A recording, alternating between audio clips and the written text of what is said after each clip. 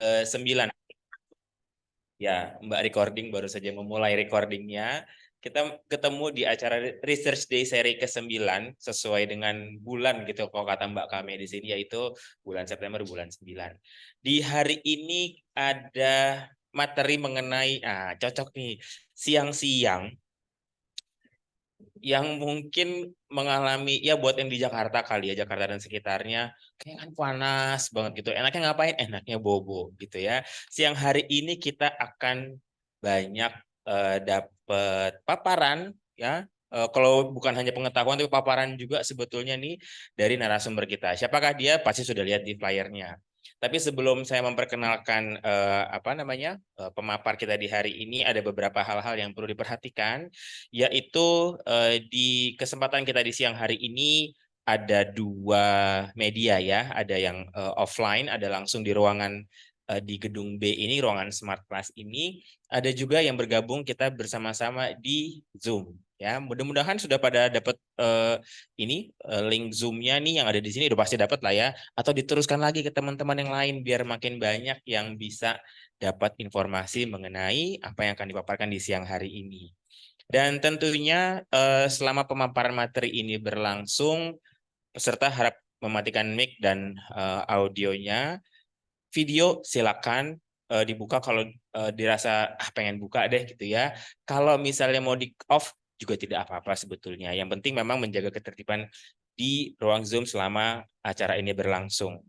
Kemudian panitia juga akan mendokumentasikan keberlangsungan acara baik offline yang hadir di ruangan ini maupun yang juga online di Zoom.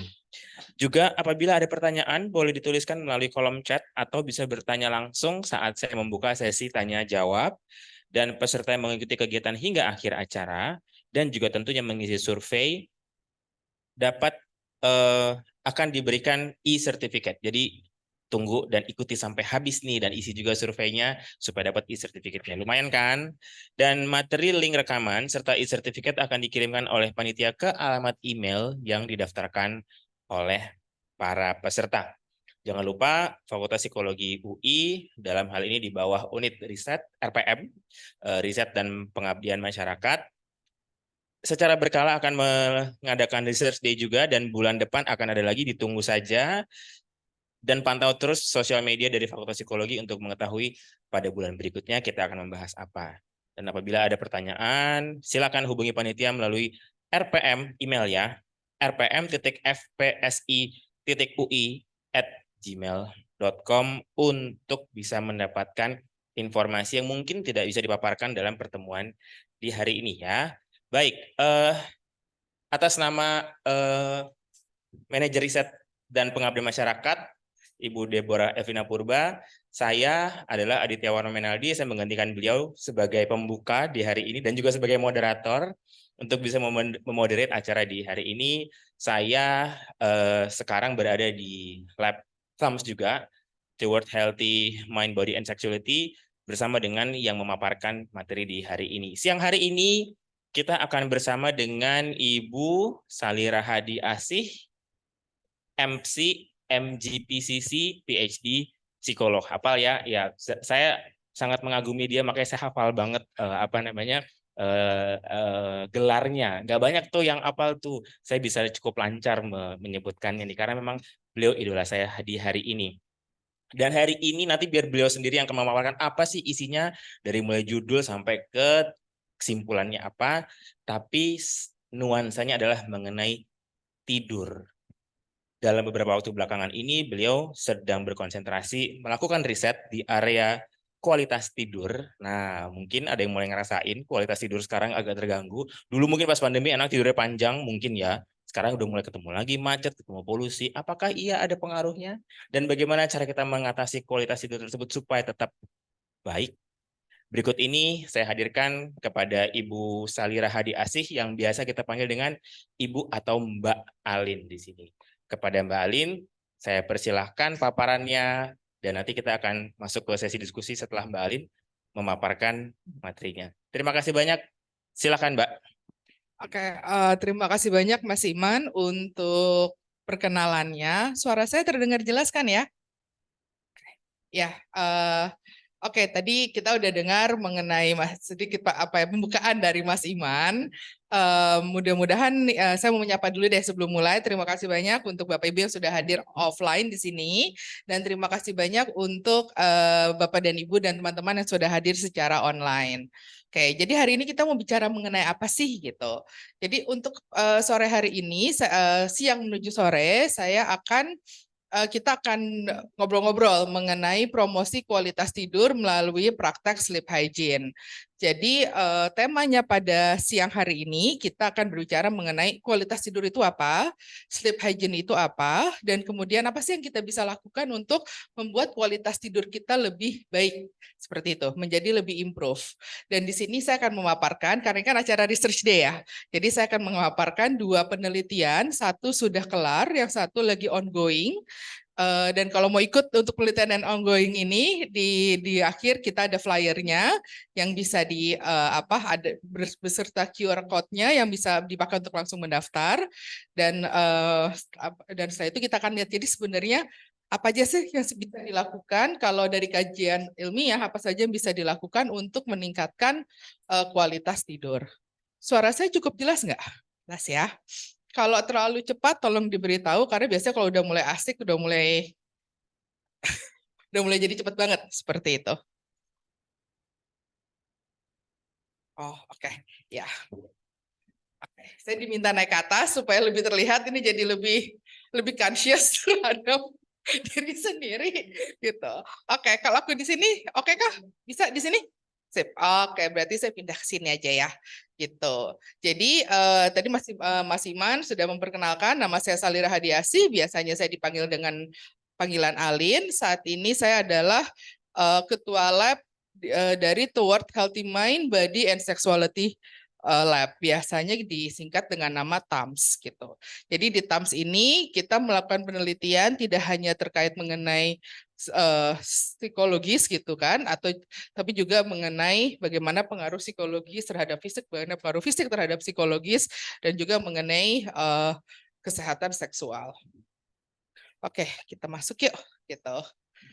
Nah, jadi memang pada siang hari ini kita akan membahas mengenai dua kajian penelitian. Yang pertama ini adalah yang Trataka Yoga, ini memang penelitiannya sudah kelar, dan yang berikutnya adalah sebelah sini adalah mengenai penelitian terkait selimut berat atau weighted blanket. Trataka Yoga itu apa sih? Weighted blanket itu atau selimut berat itu apa gitu. Jadi penelitian mengenai kualitas tidur ini banyak sekali. Beberapa juga saya sudah melakukan dengan model yang non eksperimental, namun yang akan saya sajikan pada siang hari ini memang yang modelnya adalah eksperimen. Nah, sebelum kita mulai, kita masuk sini dulu. Tidur itu apa sih gitu? Kenapa sih manusia itu butuh tidur? Selama sepanjang hidupnya, manusia berapa lama dipakai untuk memakai waktunya untuk tidur? Pada intinya, kalau dari berbagai kajian yang sudah ada, manusia itu menggunakan sepertiga dari hidupnya untuk tidur. Tapi pastinya kita nggak tidur terus ya, gitu. Tapi sepertiga itu memang dipakai untuk tidur. Nah, tidur itu apa sih gitu? Tidur itu adalah kondisi tubuh dan pikiran yang mana umumnya terjadi selama beberapa jam setiap malam. Jadi tidur ini memang yang ada aktivitasnya terkait aktivitas yang dilakukan di setiap malamnya. Tapi apakah ada tidur yang di siang hari? Ada yang kita bilang tidur siang atau napping. Tidur siang ini juga ada, meskipun biasanya sama anak-anak dan semakin dewasa dengan berbagai kesibukan, biasanya kita yang sudah dewasa tidak melakukan tidur siang lagi. Dan yang pasti saat kita tidur, sistem syaraf relatif tidak aktif. Mata terpejam dan otot rileks. Dan juga yang pasti kesadaran ini suspended, atau kalau bahasa Indonesianya kesadaran ini tertunda. Nah, meskipun demikian, tetap meskipun kesadaran tertunda, mata kita terpejam, kalau kita dibangunkan atau digoyang-goyang, kita tetap bisa terbangun. Seperti itu. Jadi, karena kalau kita digoyang-goyang kita tidak terbangun, bisa jadi akhirnya kita meninggal sebenarnya. Jadi kalau tidur itu kita bukan kondisi meninggal gitu ya. Kesadaran tetap ada, namun kesadarannya tertunda. Nah, sebenarnya apa sih gunanya tidur? Kenapa kita butuh tidur? Pada intinya, tidur ini adalah mengistirahatkan tubuh supaya organ dapat bekerja secara optimal. Jadi apa sih yang terjadi pada diri kita pada saat kita tidur? Mengapa tidur itu perlu? Secara umum memang untuk kita istirahat supaya tubuh dapat bekerja secara optimal. Kok kita tidurnya enak di malam hari, bangunnya seger nggak sih? Bangunnya pasti segar gitu. Kita juga jadi merasa lebih siap dalam menghadapi hari. Kalau kita tidurnya kurang, atau bisa juga kita tidurnya lama, tapi pas bangun juga tidak merasa segar. Dan itu semua termasuk di dalam kualitas tidur. Semakin baik kualitas tidur kita itu intinya cukup. Cukup itu sesuai dengan usia. Kalau bayi, mungkin tidurnya 12 jam butuhnya. Kalau orang dewasa, semakin dewasa, kebutuhan untuk tidur kita memang berkurang. Kalau mungkin umur kita yang ada di sini, mungkin sekitar 20-40 tahun kali ya, itu sekitar mungkin kita butuh tidur sekitar 7 jam sehari. Sekitar seperti itu. Walaupun ada yang bisa lebih, ada yang bisa kurang pun nggak apa-apa. Pada beberapa orang 5 jam pun sebenarnya cukup. Jadi tergantung orangnya. Namun secara umum orang dewasa muda itu antara 6 sampai 8 jam begitu. Nah, bila tidur ini terlaksana dengan baik, yang pasti saat tidur itu detak jantung melambat sehingga memberikan waktu untuk jantung kita lebih beristirahat. Dan juga dalam kita tidur yang terjadi itu adalah saraf melakukan reorganisasi. Saraf melakukan reorganisasi, sel-sel juga melakukan sel-sel juga tumbuh kembali. Dan yang pasti karena saraf itu dia reorganisasi, struktur otak pun menjadi lebih kuat. Sehingga kalau kita tidurnya baik, pas bangun memori kita menjadi lebih baik. Kadang kita suka dengar kan, kalau udah capek udah tidur aja, nanti besok ingat juga kok. Karena bisa jadi kalau kita udah capek, kita tidurnya juga kita punya tidur yang berkualitas, saat kita bangun menjadi memori kita terjadi konsolidasi memori saat kita tidur. Memori kita menjadi lebih kuat dan kita menjadi lebih ingat berbagai hal. Nah, pada saat kita tidur ini, kemampuan adaptasi otak itu meningkat. Intinya tidur yang baik ini akan buat memori kita menjadi lebih kuat, kita lebih mudah konsentrasi, lebih mudah mengambil keputusan, dan akhirnya juga masuknya kepada penyelesaian masalah. Kebayangkan kalau kita tidurnya nggak enak, terus bangun besok, terus langsung ada rapat, atau harus ngajar, atau harus ujian, gitu. Dan itu kan bisa jadi juga akhirnya mempengaruhi kemampuan kita secara kognitif. Dan yang pasti kalau kita tidurnya baik, memang saat tidur ini menurunkan reaktivitas amigdala. Yang kita tahu amigdala ini kan terkait kepada regulasi emosi. Kalau kita tidurnya kurang enak, kebanyakan pas bangun bawaannya mau marah bisa juga, atau enggak bawaannya capek dan lelah gitu. Jadi saat kualitas tidur kita akan lebih baik, biasanya reaktivitas amigdala menurun sehingga kemampuan kita meregulasi emosi menjadi lebih baik. Nah, tadi kita udah bilang tidur gitu kan. Nah, tidur ini untuk tahu kita bagus enggaknya, apa sih yang dibilang tidur itu yang baik? Biasanya tidur ini kalau kita berbicara mengenai seberapa baik tidur kita, itu kita masuk kepada terminologi yang kita bilang sebagai kualitas tidur. Apa sih itu kualitas tidur? Kualitas tidur ini adalah kepuasan individu mengenai tidurnya, menurut Nelson dan kawan-kawan 2021. Secara umum, kualitas tidur itu merujuk kepada kepuasan individu mengenai tidurnya. Dan ini biasanya ada beberapa. Terdiri dari beberapa faktor. Seberapa cepat tertidur setelah berada di kasur. Bisa jadi kita masuknya jam 9 naik ke tempat tidur, baru tidurnya jam 11 malam. Bisa jadi 2 jam ini kita pakai untuk IG-an, atau kita pakai untuk scrolling beberapa hal, atau kita pakai juga, ya silakan, atau bisa kita mau tidur tapi nggak bisa, kita letak bolak-balik, terutama kalau kita lagi banyak pikiran. Kalau lagi banyak pikiran, kadang kita gampang tidur nggak? Belum tentu, karena kalau banyak pikiran itu membuat tubuh kita itu dalam kondisi hyperarousal. Sedangkan untuk tidur kita butuh kondisinya hypoarousal. Jadi akhirnya berbalik gitu. Nah, selain itu mengenai tidur pun seberapa sering kita bangun di malam hari. Kalau kadang kita ngerasain kan lagi tidur enak-enak jam 3 atau jam 2 pagi kebangun. Kalau saya kebetulan karena saya punya kucing dan kucing saya tidur bersama saya, jam 2 pagi dia akan ngebangunin saya karena minta makan. Gitu. Dulu waktu anak saya masih bayi, habis anak saya bangun, minta susu, dia tidur lagi. Setelah itu setengah jam kemudian kucing saya yang minta dikasih makan. Jadi tidurnya kurang enak gitu karena ya memang ya karena ada beberapa gangguan. Namun bahwa oh ya saya bangun karena anak saya butuh ini, terus ngeliat anak saya jadinya happy aja gitu. Nah, jadi seberapa sering bangun di malam hari itu juga menjadi indikasi seberapa baik kualitas tidur. Kalau memang saya mungkin kualitas tidur itu agak menurun, tapi karena memang ada hal-hal yang lain yang saya harus lakukan sebagai peran saya sebagai orang tua. Tapi bisa jadi anak udah gede, sebenarnya nggak harus ada gangguan apa-apa, tapi tetap terbangun di malam hari dan bangunnya sering. Itu pun bisa mengganggu kualitas tidur kita. Kemudian seberapa banyak waktu yang dihabiskan di tempat tidur tanpa tidur. Pada beberapa orang saat memang sudah sangat lelah, belum tentu dia bisa tidur langsung. Jadi akhirnya dia banyak menghabiskan waktu di tempat tidur.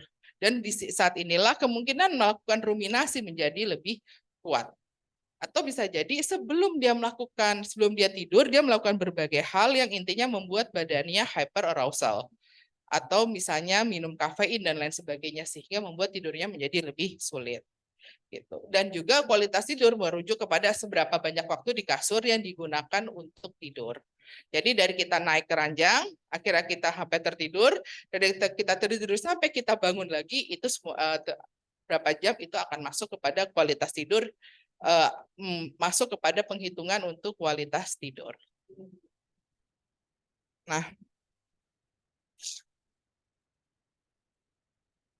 Oke, memang dengan dunia yang semakin berubah semakin cepat, kualitas tidur sedikit banyak juga bisa menurun. Dan pada beberapa dengan banyaknya tugas juga kualitas tidur menjadi lebih sulit dijaga.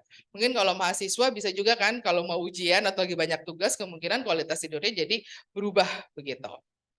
Nah, selain itu juga dengan kondisi pandemi, beberapa tahun terakhir ini kita baru dulu tuh pas pandemi research day jadinya online ya semuanya. Ini sekarang baru mulai lagi nih, tahun ini kita bisa offline lagi gitu. Jadi saat pandemi ini memang banyak hal yang kita alami seperti kita amarah, merasa cemas, merasa takut dan juga gejala depresi meningkat.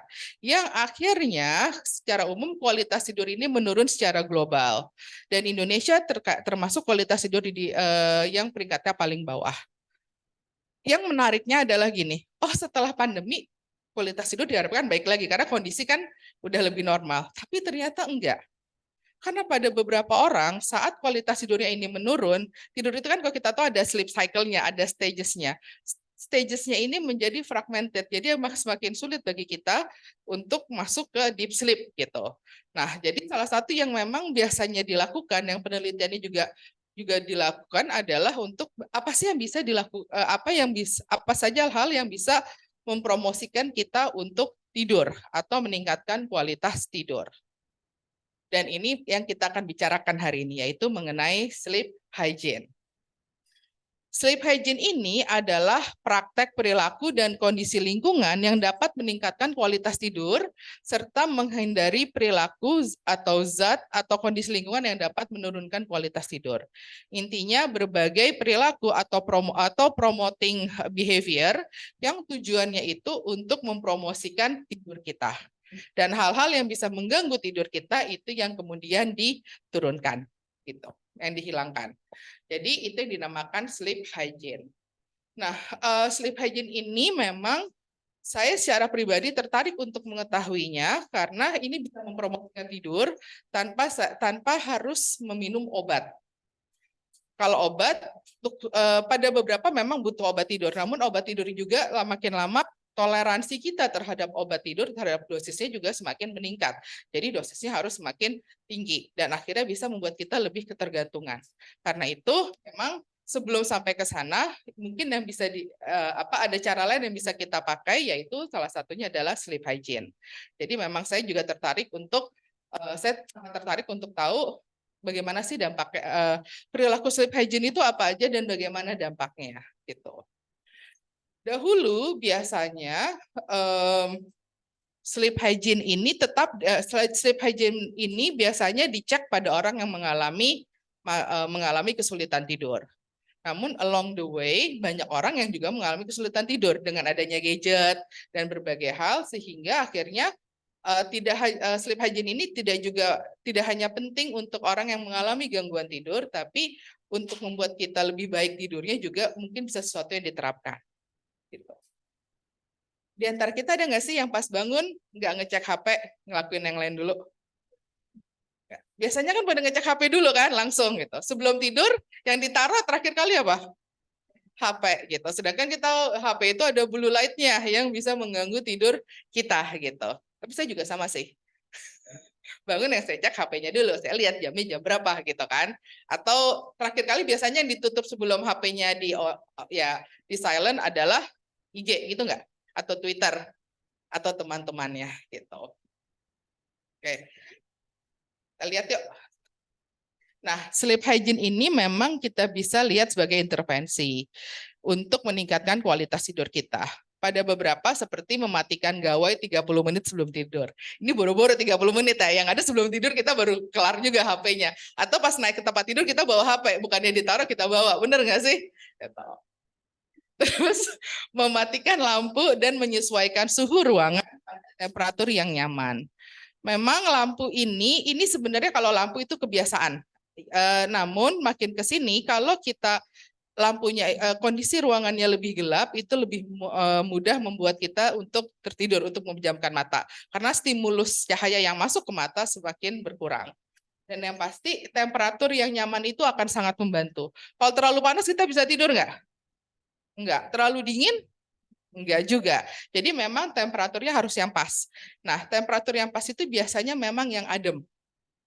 Jadi bukannya yang panas, tapi yang adem, suhu ruangan kan sekitar 25 derajat, dia agak lebih rendah sedikit. Itu akan buat kita lebih nyaman untuk tidur.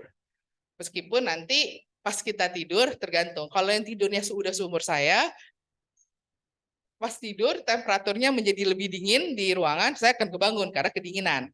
Tapi kalau yang masih umurnya sampai 30-an, itu biasanya mereka memang bisa akan nyenyak sampai ke sana, sampai pagi. Kalau memang tidak ada apa-apa dan suhu ruangannya cukup terkendali. Terus menentukan jadwal tidur dan bangun pada waktu yang sama. Tidur ini kan terkait dengan yang kita bilang namanya circadian rhythm, ritme sirkadian. Ritme sirkadian ini kan suatu pola. Pola ini kan butuh dibentuk. Jam berapa saya ke tempat tidur, jam berapa saya bangun. Jadi tubuhnya pun menyesuaikan. Oh, kalau udah jam 8 karena saya akan tidur jam 9, ada yang tidur jam 9 malam nggak di sini? Jawabannya retorik ya. Tidur ya jam 11?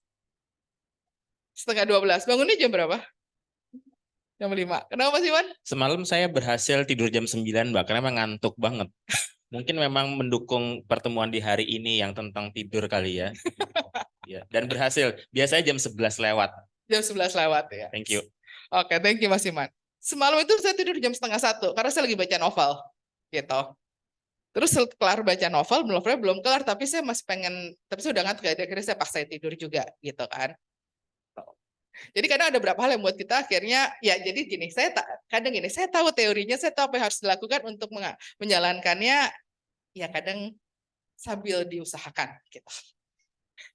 Jadi memang pada dasarnya kalau kita punya jadwal tidur yang teratur, ini akan membantu tubuh kita untuk menyiapkan diri. Oh, saya biasa tidur jam 9 atau saya biasanya tidur jam 10 gitu kan.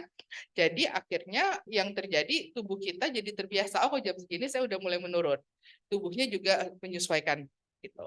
Itu yang dibilang juga kenapa sleep hygiene sebagai intervensi. Dan pasti membatasi kafein dan alkohol. Di sini ada yang ngopi nggak? Saya gitu. Kafein ini bekerjanya itu kan dengan membuat kita kan kalau kita minum kopi kita langsung jadi berasa segar kan, bisa siap menyongsong hari.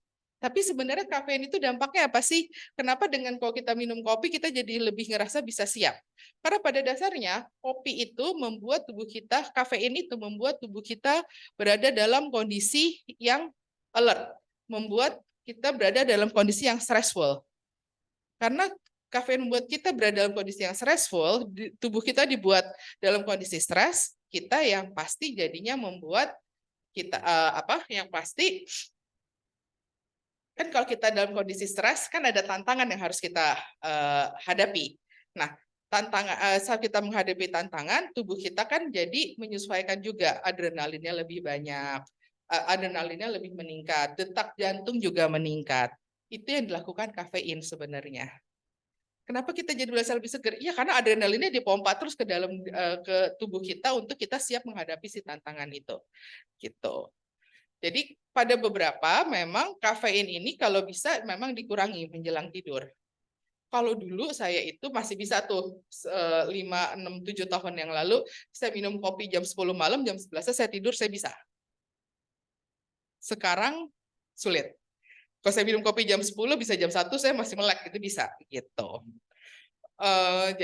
Jadi memang biasanya kita juga membatasi kafein dalam arti bukan nggak boleh minum kopi, boleh-boleh aja, cuman maksimum jam berapa. Alkohol juga bisa membuat kita juga lebih alert gitu. Alkohol tergantung sih. Jadi pada beberapa orang alkohol ini bisa membuat lebih santai, tapi pada beberapa orang malah membuat dia menjadi akhirnya sulit tidur. Gitu. Dan yang pasti juga sleep hygiene itu ya salah satunya ini kan tadi terkait yang tidur malam. Namun sleep hygiene ini tidak hanya dilakukan semenjelang tidur malam, tapi juga pas kita bangun, seperti berjemur di bawah sinar pagi setelah bangun selama 15 sampai 30 menit untuk mendapatkan vitamin D juga untuk kita mendapatkan udara segar. Tapi kayak sekarang di Jakarta, Jabodetabek udaranya lagi agak sulit ya, gitu. Ya, itu juga menjadi tantangan gitu. Nah, ini beberapa yang terkait sleep hygiene. Tapi ada lagi praktek sleep hygiene yang lain. Intinya sleep hygiene itu berbagai praktek yang kita lakukan untuk mempromosikan kondisi tidur kita. Nah, salah satunya yang akan dibahas adalah mengenai intinya diambil dari Trataka Yoga.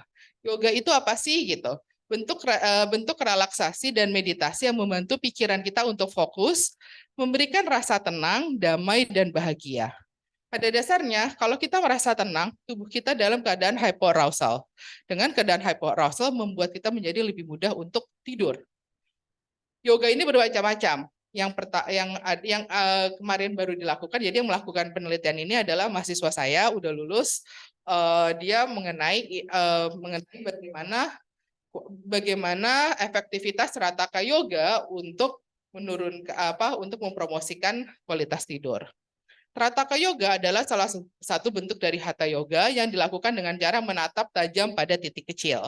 Gitu. Jadi waktu itu kita kemarin sempat karena si mahasiswa saya ini sangat tertarik untuk melakukan penelitiannya pada anak SMA. Anak SMA itu kan berarti harus dicari yang mudah kan, dicari yang mudah, yang efisien, yang juga terjangkau buat mereka. Jadi keluarlah si Trataka Yoga. Nah, intinya adalah caranya menatap tajam pada titik kecil. Ini maaf, ini ada salah ini. Intinya dari menatap tajam pada titik kecil api dari lilin yang dinyalakan di dalam ruang gelap hingga air mata menetes. Jadi kayak begini gambarnya. Ini lilinnya dinyalain terus mata kita konsentrasi ke sini biasa sekitar 10 menitan. Gitu. Itu aja udah lumayan biasanya. Di sini diharapkan setelah berapa kali dicoba akan bisa membuat tubuh menjadi hypoarousal, menjadi lebih tenang. Nah, jadi pada studi satu ini adalah melihat pengaruh dari Trataka Yoga terhadap kualitas tidur dan insomnia. Tadi udah sempat dibahas Trataka Yoga itu apa. Intinya salah satu bentuk Shat Karma dan kemudian dia manfaatnya meredakan mata lelah, mata sakit kepala dan rabun jauh, meningkatkan kinerja memori dan atensi, mengatasi gejala kecemasan, insomnia hingga depresi dan meningkatkan kualitas tidur. Ini berbagai manfaat yang sudah diklaim terkait Trataka Yoga.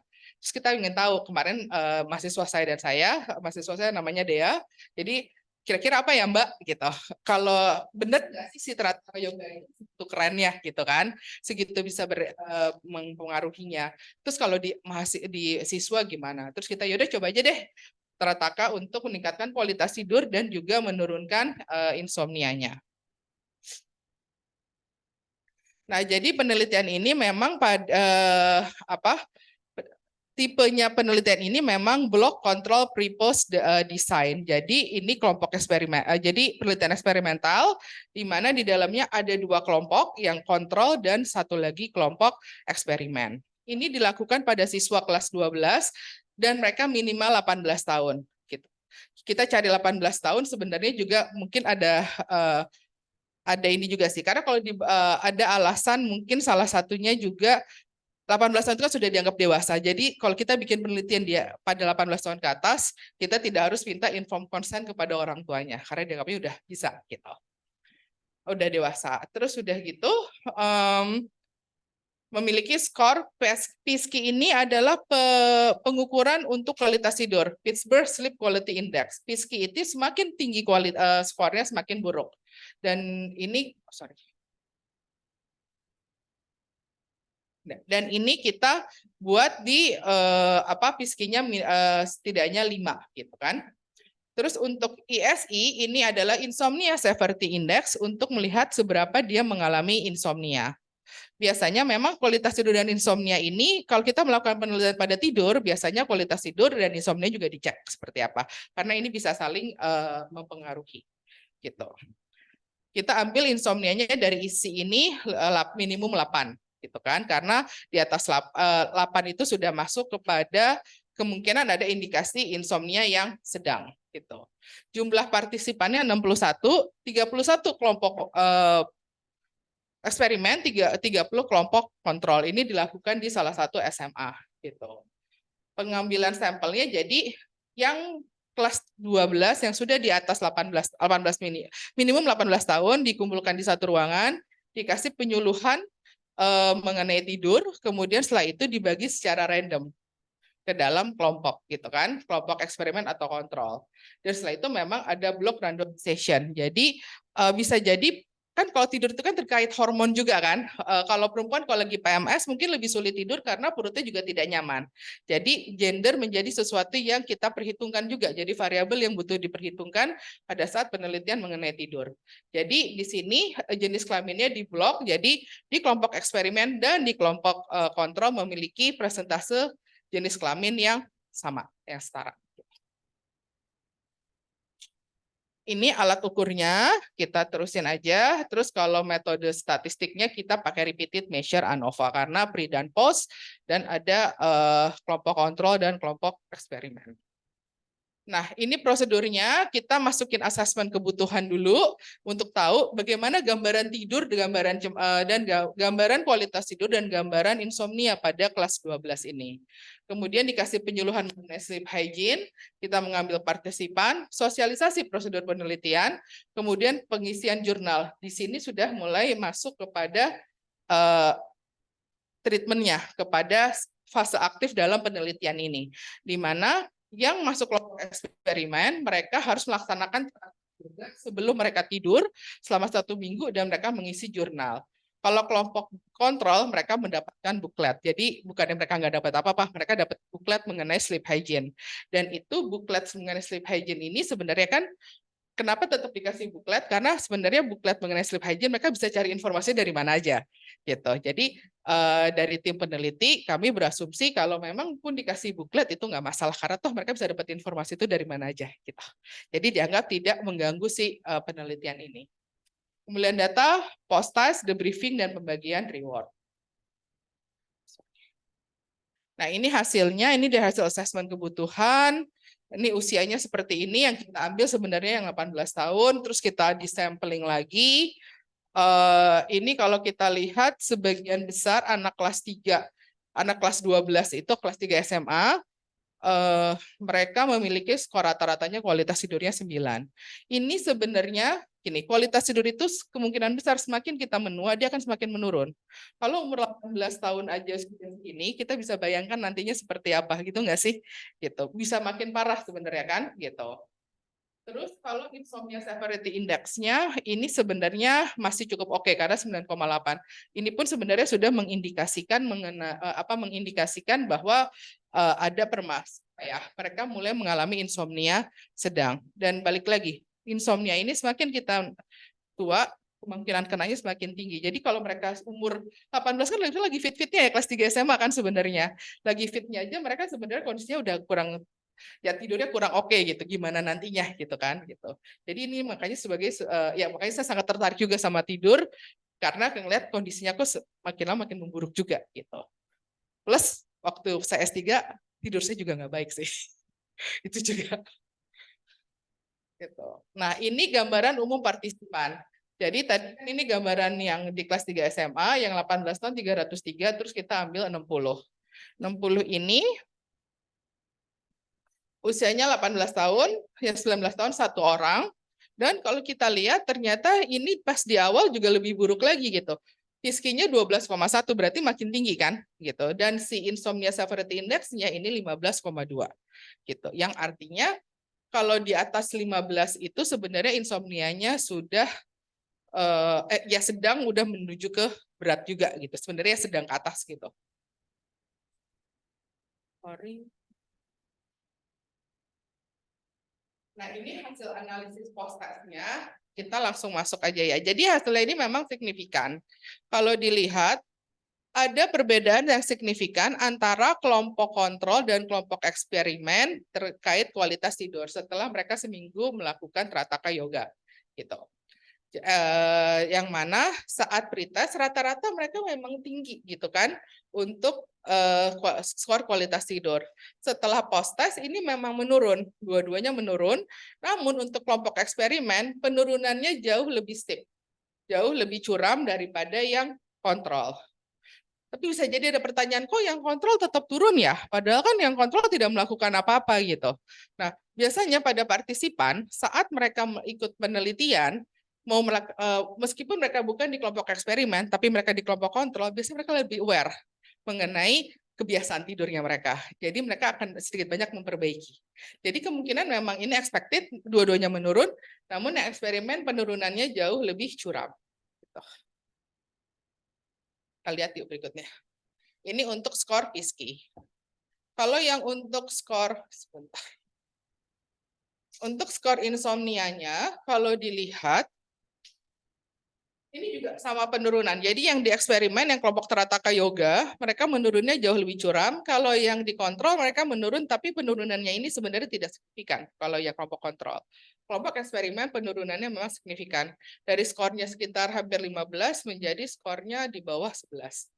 Gitu. Ini untuk 1 minggu gitu. Dan memang akan lebih baik kalau setelah ini kita cek lagi seminggu kemudian, 2 minggu kemudian setelah mereka kelar, mereka tidak melakukan Trataka Yoga lagi, skornya gimana sebenarnya gitu. Nah, jadi kalau dari sini memang terlihatnya setidaknya si Trataka Yoga ini menjadi suatu alternatif yang mungkin bisa bisa dilakukan untuk meningkatkan kualitas tidur. Dan ini memang penelitian kan masih sedikit nih, cuma 61 ya. Dan ini sebenarnya memang butuh dieksplor lagi dengan yang lebih besar, skalanya lebih besar untuk tahu seberapa Trataka Yoga ini memang efektif dalam penelitian. Efektif untuk meningkatkan kualitas tidur dan menurunkan insomnia. Setelah seminggu gimana sih? Kalau mereka melakukan 2 minggu gimana sih? Kalau mereka seminggu tapi sebenarnya nggak tiap malam, jadi seminggu 3 kali, kalau gitu seperti apa? Karena kadang kan kita kalau harus terus-terusan seminggu rutin tiap hari belum tentu kita ngerjain, bener nggak sih? Gitu. Jadi sebenarnya masih banyak banget yang bisa dieksplor dari sini. Gitu. Dan itu mungkin jadi salah satu ide untuk penelitian berikutnya. Gitu. Yang berikutnya adalah penelitian yang kedua. Ini penelitian kedua ini masih berjalan, jadi datanya belum bisa terlalu banyak kita tampilkan juga karena ini masih ongoing gitu ya. Tapi yang bisa dilihat adalah yang bisa ditampilkan adalah yang data yang awalnya sudah bisa ditampilkan. Jadi kalau tadi kan Trataka Yoga. Yang berikutnya adalah salah satu cara untuk meningkatkan kualitas tidur adalah kita melakukan intervensi atau memanipulasi lingkungan tidur kita. Salah satunya adalah dengan menggunakan selimut berat atau yang bisa kita bilang sebagai weighted blanket. Ada yang pernah dengar nggak mengenai weighted blanket di sini? Atau ada yang baru, oh saya baru dengar nih gitu. Nah oke, jadi intinya kita lihat apa sih selimut berat ini gitu. Nah, ini secara umum rata-rata manusia dewasa memerlukan 6-8 jam untuk tidurnya berkualitas. Namun penelitian menemukan bahwa 70-75% populasi pekerja dan 70% mahasiswa memiliki kualitas tidur yang buruk. Gitu. Dan kemungkinan kalau pekerja disuruh pulang terus kayak Trataka Yoga ngeliatin cahaya, mungkin mereka nggak mau juga gitu kan. Jadi mungkin bisa dicari hal yang lain karena mereka mungkin sudah seharian bekerja. Jadi selimut berat ini mungkin bisa menjadi alternatif untuk mempromosikan sleep hygiene gitu. Jadi penggunaan selimut berat ini sudah banyak dijual, sudah ada beberapa yang menjual, dan selimut berat ini memang dianggap sebagai salah satu praktek sleep hygiene untuk membuat lingkungan tidur menjadi lebih kondusif. Dan memang kajian ilmiahnya butuh ditingkatkan, gitu. Butuh ditambah, gitu.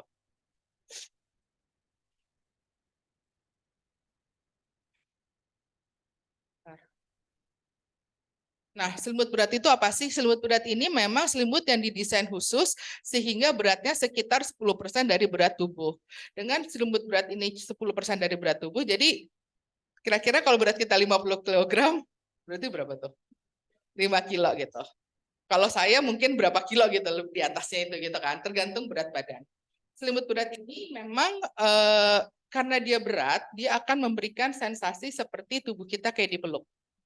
Dan bisa memberikan sensasi untuk memberikan tekanan sehingga kita mendapatkan pressure yang kita bilang namanya deep pressure. Di sini ada yang pernah pijat kan ya, massage. Karena kan kalau massage kan kalau ditekan di pressure itu kan juga membuat kita menjadi lebih rileks gitu. Nah, selimut berat juga karena dia berat kita mendapatkan kita tidur di bawah suatu yang berat jadi memberikan deep pressure kepada tubuh. Jadi bisa menjadi lebih rileks gitu. Jadi pemberian deep pressure ditemukan mampu membuat individu merasa lebih tenang, kecemasannya menjadi lebih teratasi, dan mungkin akhirnya menjadi kepada simptom insomnia-nya berkurang.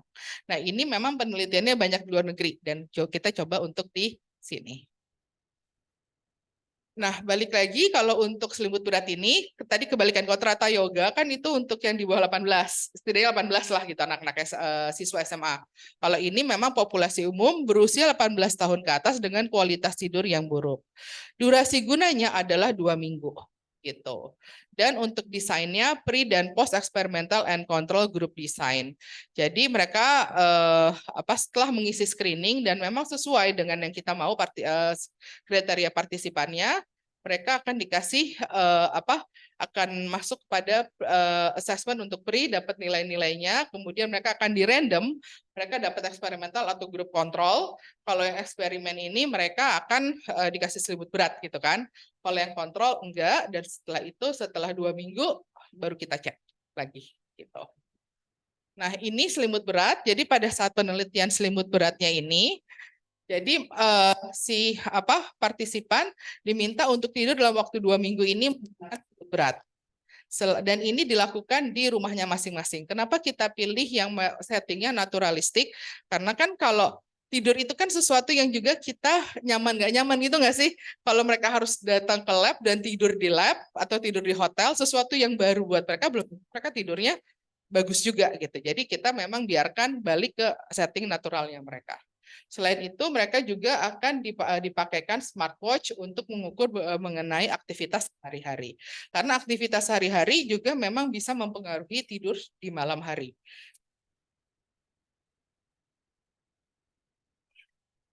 Nah, ini hasil yang baru yang sudah masuk sejauh ini. Kalau dilihat, memang ada penurunan. Jadi untuk untuk sleep hygiene gitu kan, untuk untuk perilaku mengenai sleep hygiene-nya memang kalau dilihat ada improvement. Jadi dari pre ke post, keduanya menurun. Keduanya menurun, namun yang eksperimen menurunnya jauh lebih steep daripada yang kontrol. Dan kalau dilihat di awal ini perbedaannya nggak signifikan nih. Gitu. Kalau di sini kelihatannya kalau kita cek lagi, karena ini masih sedikit datanya ya. Jadi tapi kalau dilihat kayaknya penurunan ini lebih signifikan. Jadi at the end antara yang antara kelompok kontrol dan kelompok eksperimen juga berbeda secara signifikan. Tuh. Kalau terkait kualitas tidur, ini sebenarnya datanya bagus banget kalau kita lihat. Karena di sini kan ada perpotongan kan, kayak gini berarti ada interaksinya lebih jelas gitu. Di sini kalau dilihat di awalnya yang kelompok eksperimen kualitas tidurnya lebih buruk daripada kualitasnya lebih buruk. Setelah itu setelah 2 minggu pemakaian mereka menjadi kualitas tidurnya membaik gitu. Jadi kalau ini skornya semakin rendah semakin baik, jadi dia menurun. Kelompok kontrol juga menurun, namun balik lagi penurunannya tidak securam yang di kelompok eksperimen. Gitu. Nah, kalau terkait insomnia juga sama. Kelompok eksperimen, dia menurunnya lebih steep daripada untuk kelompok yang kontrol. Tapi ini juga bisa menurun, karena sebenarnya dengan mereka, kelompok kontrol ini kan, kok kelompok eksperimen kan jelas mereka dikasih selimut tidur ya, selimut berat. Kalau kelompok kontrol, mereka nggak dikasih, tapi karena mereka tetap pakai smartwatch, sedikit banyak mereka juga jadi mengatur sendiri untuk tidurnya. Oh, saya tidur seperti ini, mereka jadi lebih aware mengenai dirinya. Gitu. Ini yang sejauh ini data yang kita baru yang ini memang datanya belum kita bisa tampilkan full karena balik lagi penelitiannya masih berjalan. Itu karena takutnya nanti bisa mempengaruhi partisipan yang lagi aktif gitu, yang lagi ikut gitu. Jadi datanya sekian tapi sejauh ini datanya sih promising gitu ya, gitu. Nah, ini kalau mungkin teman-teman di sini ada teman-teman yang di Zoom gitu, mungkin kalau berminat untuk ikut di dalam penelitian ini, penelitian selimut berat, kita masih menerima. Ini ada QRIS-nya, jadi sebenarnya mungkin bisa mendaftar juga gitu. Balik lagi di sini kita akan screening dulu dari yang masuk screening baru yang sesuai kriteria baru kita ambil, baru kita hubungi gitu kan. Dan dari situ akan dirandomisasi kelompok kontrol atau eksperimen.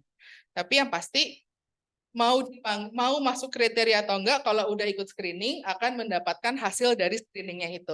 Kualitas tidur saya gimana sih? Baik atau enggak, insomnia saya seperti apa? Jadi intinya kalau udah mengisi screening akan mendapatkan hasil laporannya. Gitu. Jadi sedikit banyak kita tahu juga mengenai kondisi kita. Gitu. Walaupun kita akhirnya nggak ikut ke penelitian ini. Gitu. Ya, sekian dari saya. Terima kasih. Saya kembalikan kepada Mas Iman sebagai moderator. Mari kita beri aplaus dulu untuk Mbak Alin atas paparannya. Dan untuk yang di Zoom juga boleh dikasih respons ya.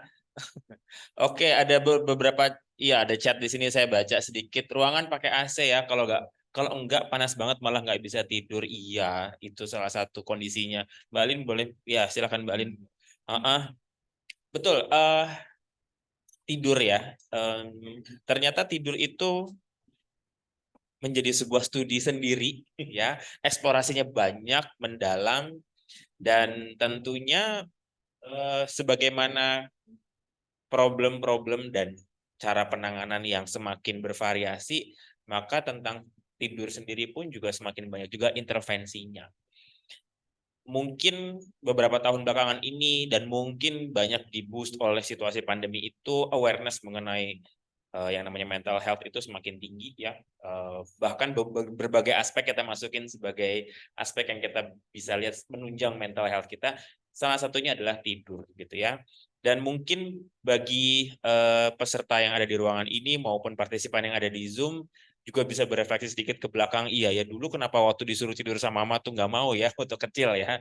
Dulu kayak lari gitu kok. Oh ngapain sih mesti tidur siang? Nggak usah. Sekarang kayak tidur siang tuh udah wah mewah banget gitu ya. Itu hal-hal yang memang menjadi ya baru disadari belakangan gitu ya. Karena sebetulnya memang tidur adalah kebutuhan bagi kita masing-masing. Riset dari Mbak Alin tadi yang sudah dipaparkan menunjukkan bahwa toh meskipun kita mungkin mengalami tantangan di usia yang sudah dewasa ini tentang bagaimana memanage waktu tidur, tentang bagaimana kita mengoptimalisasi waktu yang ada untuk tetap bisa istirahat dengan baik, itu jadi tantangan gitu ya. Tapi tetap saja akan ada way out atau cara-cara tertentu untuk bisa mengatasinya. Beberapa di antaranya tadi sudah Mbak Alin paparkan gitu ya. Apa tadi? Yang yoga? Rataka Yoga. Rataka Yoga gitu ya. Dan yang terakhir yang masih berjalan juga adalah dengan penggunaan weighted blanket atau selimut berat gitu. Ini menarik banget lagi jalan terus ya. Dan terima kasih Pak Raymond juga sudah hadir di sini sebagai salah satu yang berperan nih untuk bisa memperkuat riset dari kualitas tidur ini sebetulnya.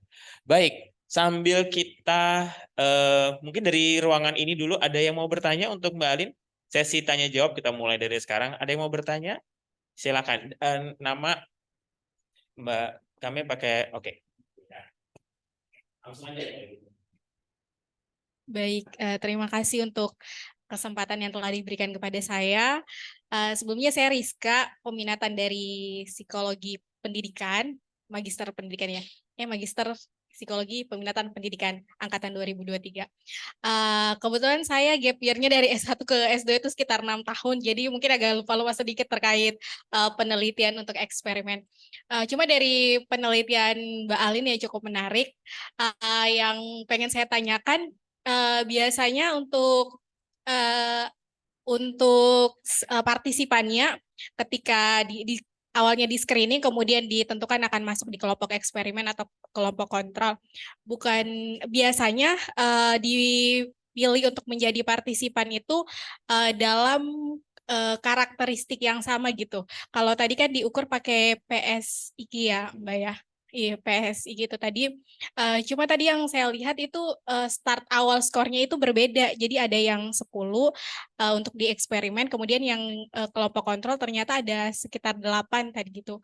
Biasanya kan itu ya kondisinya karakteristiknya berangkat dari posisi awal yang sama gitu. Jadi tidak ada gap antara kelompok eksperimen dan juga kelompok kontrol.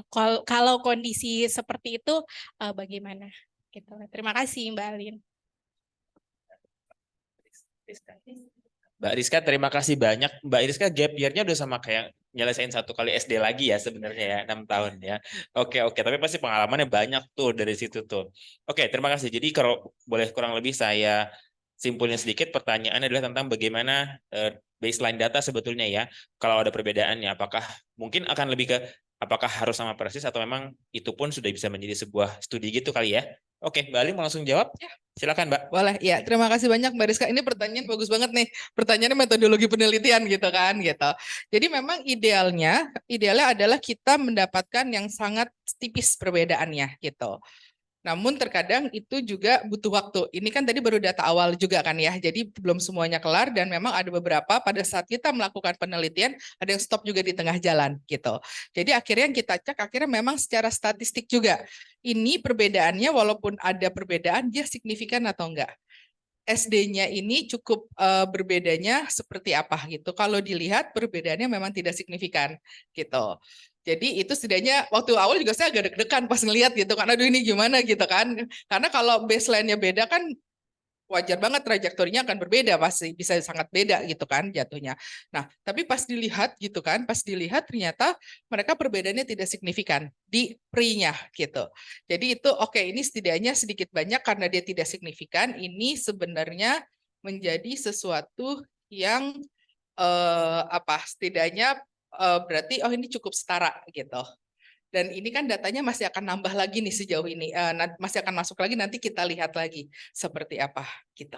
Moga-moga menjawab ya Mbak ya gitu. Tapi memang benar kalau kita bisa dapat yang setara benar-benar sama itu akan sangat ideal banget sebenarnya. Jadi sebelum ini saya juga melakukan penelitian mengenai intervensi CBT pada chronic pain. Kita mau dapat datanya yang kontrol dan data eksperimen itu setara banget. Kita bisa ada itu penelitiannya 2 tahun baru kelar. Karena kita harus dapat, karena kita mau yang sama persis karena ini untuk intervensinya ke klinis kan gitu. Jadi harus di make sure ya memang semuanya setara. Tapi itu 2 tahun kita baru kelar penelitiannya gitu. Jadi balik lagi memang yaitu penelitian yang ideal itu memang butuh waktu banget gitu. Itu sih yang saya bisa jawab gitu. Jadi terus share ini pas secara statistik dia tidak signifikan, saya langsung lega juga. Gitu. Ya. Oke. Semoga menjawab ya Mbak ya. Makasih Mbak Alin. Tapi juga sebetulnya kan kita perlu kayaknya yang lebih perlu kita perhatikan juga sebetulnya mengenai perubahan post interventionnya. Jangan lupa sih sebetulnya untuk mendapatkan yang sama persis kan mungkin lama ya. Atau mungkin memang kita perlu screening dulu baru kemudian kita tarik untuk di riset gitu kan. Iya, ya ini juga udah lewat riset lalu di randomisasi gitu. Iya. Jadi ya bukannya tidak menjadi sangat penting, tapi kemudian dalam beberapa riset bisa jadi ya memang itulah database-nya Dan kita bisa start dari situ sih. Gitu Mbak Alin ya. Ya, betul. Oke, thank you banget Mbak Rizka. Nanti mungkin kalau kepikiran lain lagi kita lanjut lagi setelah ini. Saya mau balik dulu ke chatbox. Nah, chatbox boleh lihat pertanyaan yang pertama kali yang dilontarkan yang Mbak Sari itu ya, yang Mbak Sari. Oke, Mbak Sari. Jadi itu saya langsung so akrab aja ya. Bener nggak ini Yudiana Ratnasari sebagai Mbak Sari ini? Rasanya sih, oh bener ya Halo, Mbak. Tarik. Oke, Halo, Mbak. ya Mbak. Nah, Mbak Halo juga. Kalau juga bertanya apakah dalam riset tersebut apakah dikontrol apabila ada penyakit-penyakit tertentu yang berpengaruh terhadap tidur kita. Sorry, itu maksudnya di dalam risetnya atau memang secara umum, Mbak? Kan ada partisipannya tuh tadi yang Alin bilang dibagi 2 kelompok. Nah, apakah Yes. mereka dikontrol kan usianya antara dewasa ya? Ya. Apakah ada karena kan ada penyakit-penyakit tertentu yang memang berpengaruh terhadap tidur ya. Exactly. Oke, terima kasih banyak Mbak Sari. Mbak Alin mau langsung jawab? Ya, boleh. Silakan. Ya, sip. Oke, Mbak Sari. Jadi memang untuk yang penelitian yang selimut berat ini memang kami kontrol sih. Jadi kalau memang dia mendapatkan diagnosa gangguan mental, diagnosa yang ada aksi 1, itu kita kontrol juga gitu. Jadi kalau dia masih baru dapat, intinya dia harus sudah remisi berapa lama baru kita bisa pakai. 1, dan juga kalau dia memang memiliki penyakit yang fisik gitu, itu pun juga kami kontrol. Jadi biasanya jadi memang yang kami ambil itu yang memang adalah yang memang tidak memiliki penyakit, yang tidak mendapatkan diagnosa penyakit dari dokter. Itu yang kita pakai. Karena kalau misalnya dia ada chronic pain, ini kan memang populasinya mau populasi normal. Jadi kalau dia ada dia populasi normal kan. Jadi kalau dia ada penyakit fisik dia tidak bisa masuk. Karena kalau itu nanti jadi masuk ke populasinya klinis, beda lagi gitu. Dan trajektorinya mengenai apa ya? Kan karakteristik populasi normal dan karakteristik populasi yang memiliki penyakit tertentu kan berbeda-beda. Jadi kita nggak bisa gabung nanti. Jadi penelitiannya jadinya kalau kita bilang kotor gitu jadinya nanti. Jadi memang kita harus ambil yang ini pada yang normal gitu. Tetap normal tapi memang ada screeningnya. Jadi memang kayak normal bermasalah kita kita tetap ambil. Karena kita mau lihat penurunan kecemasannya juga. Kalau dia nggak cemas ya nggak bisa diambil juga karena nanti nggak akan ada perubahan. Ya data ya dari awal udah nggak ada permasalahan juga gitu kan. Gitu. Jadi di beberapa memang akhirnya jadi kalau dia dapat diagnosa itu jelas kita tidak ambil. Tapi kalau dia memang memiliki masalah kualitas tidur up to certain point itu akan kita ambil, itu masuk kepada screeningnya kita juga seperti itu. Moga-moga bisa menjawab ya. Thank you. Ya. Thank you Mbak Sari. Makasih Mbak Alin. Lalu berikutnya dari ruangan saya kembali lagi. Apakah ada yang mau melontarkan pertanyaan? Ada? Belum? Oke, mungkin kalau belum kepikiran nggak apa-apa. Kita balik lagi ke chat box. Jadi ada dari Ibu C. Syahla Kotrunada ya. Assalamualaikum warahmatullahi wabarakatuh. Waalaikumsalam Ibu. Izin bertanya kepada Mbak Alin tentunya. Bagaimana ya cara menerapkan sleep hygiene bagi orang-orang yang punya tuntutan seperti bekerja shift malam atau memang dengan jadwal tidur yang tidak tetap. Jadi karena ada faktor tuntutan pekerjaan ya Bu Syahla kayaknya gitu ya. Bisa Mbak Alin? Sip. Biar kelihatan Mbak Alin. Ya. Nanti kalau enggak cuma suaranya aja. Oke. Untuk orang yang bekerja shift malam atau dengan jadwal tidur yang tidak tetap. Kalau yang dia bekerja memang shift malam, jadi kita lihat pada dasarnya tidur itu dia setidaknya antara 7 sampai 9 jam. Itu yang dia butuh penuhi. Kalau dia memang kerjanya udah kedengaran lagi nggak? Ainul kedengaran lagi? Jelas, Lin, jelas. Oke, thank you. Oke. Jadi memang Pak kalau dia kalau sleep hygiene ini memang pada yang shift malam ini menjadi suatu yang challenging. Karena itu sebenarnya cukup banyak penelitian pada pekerja yang shift malam.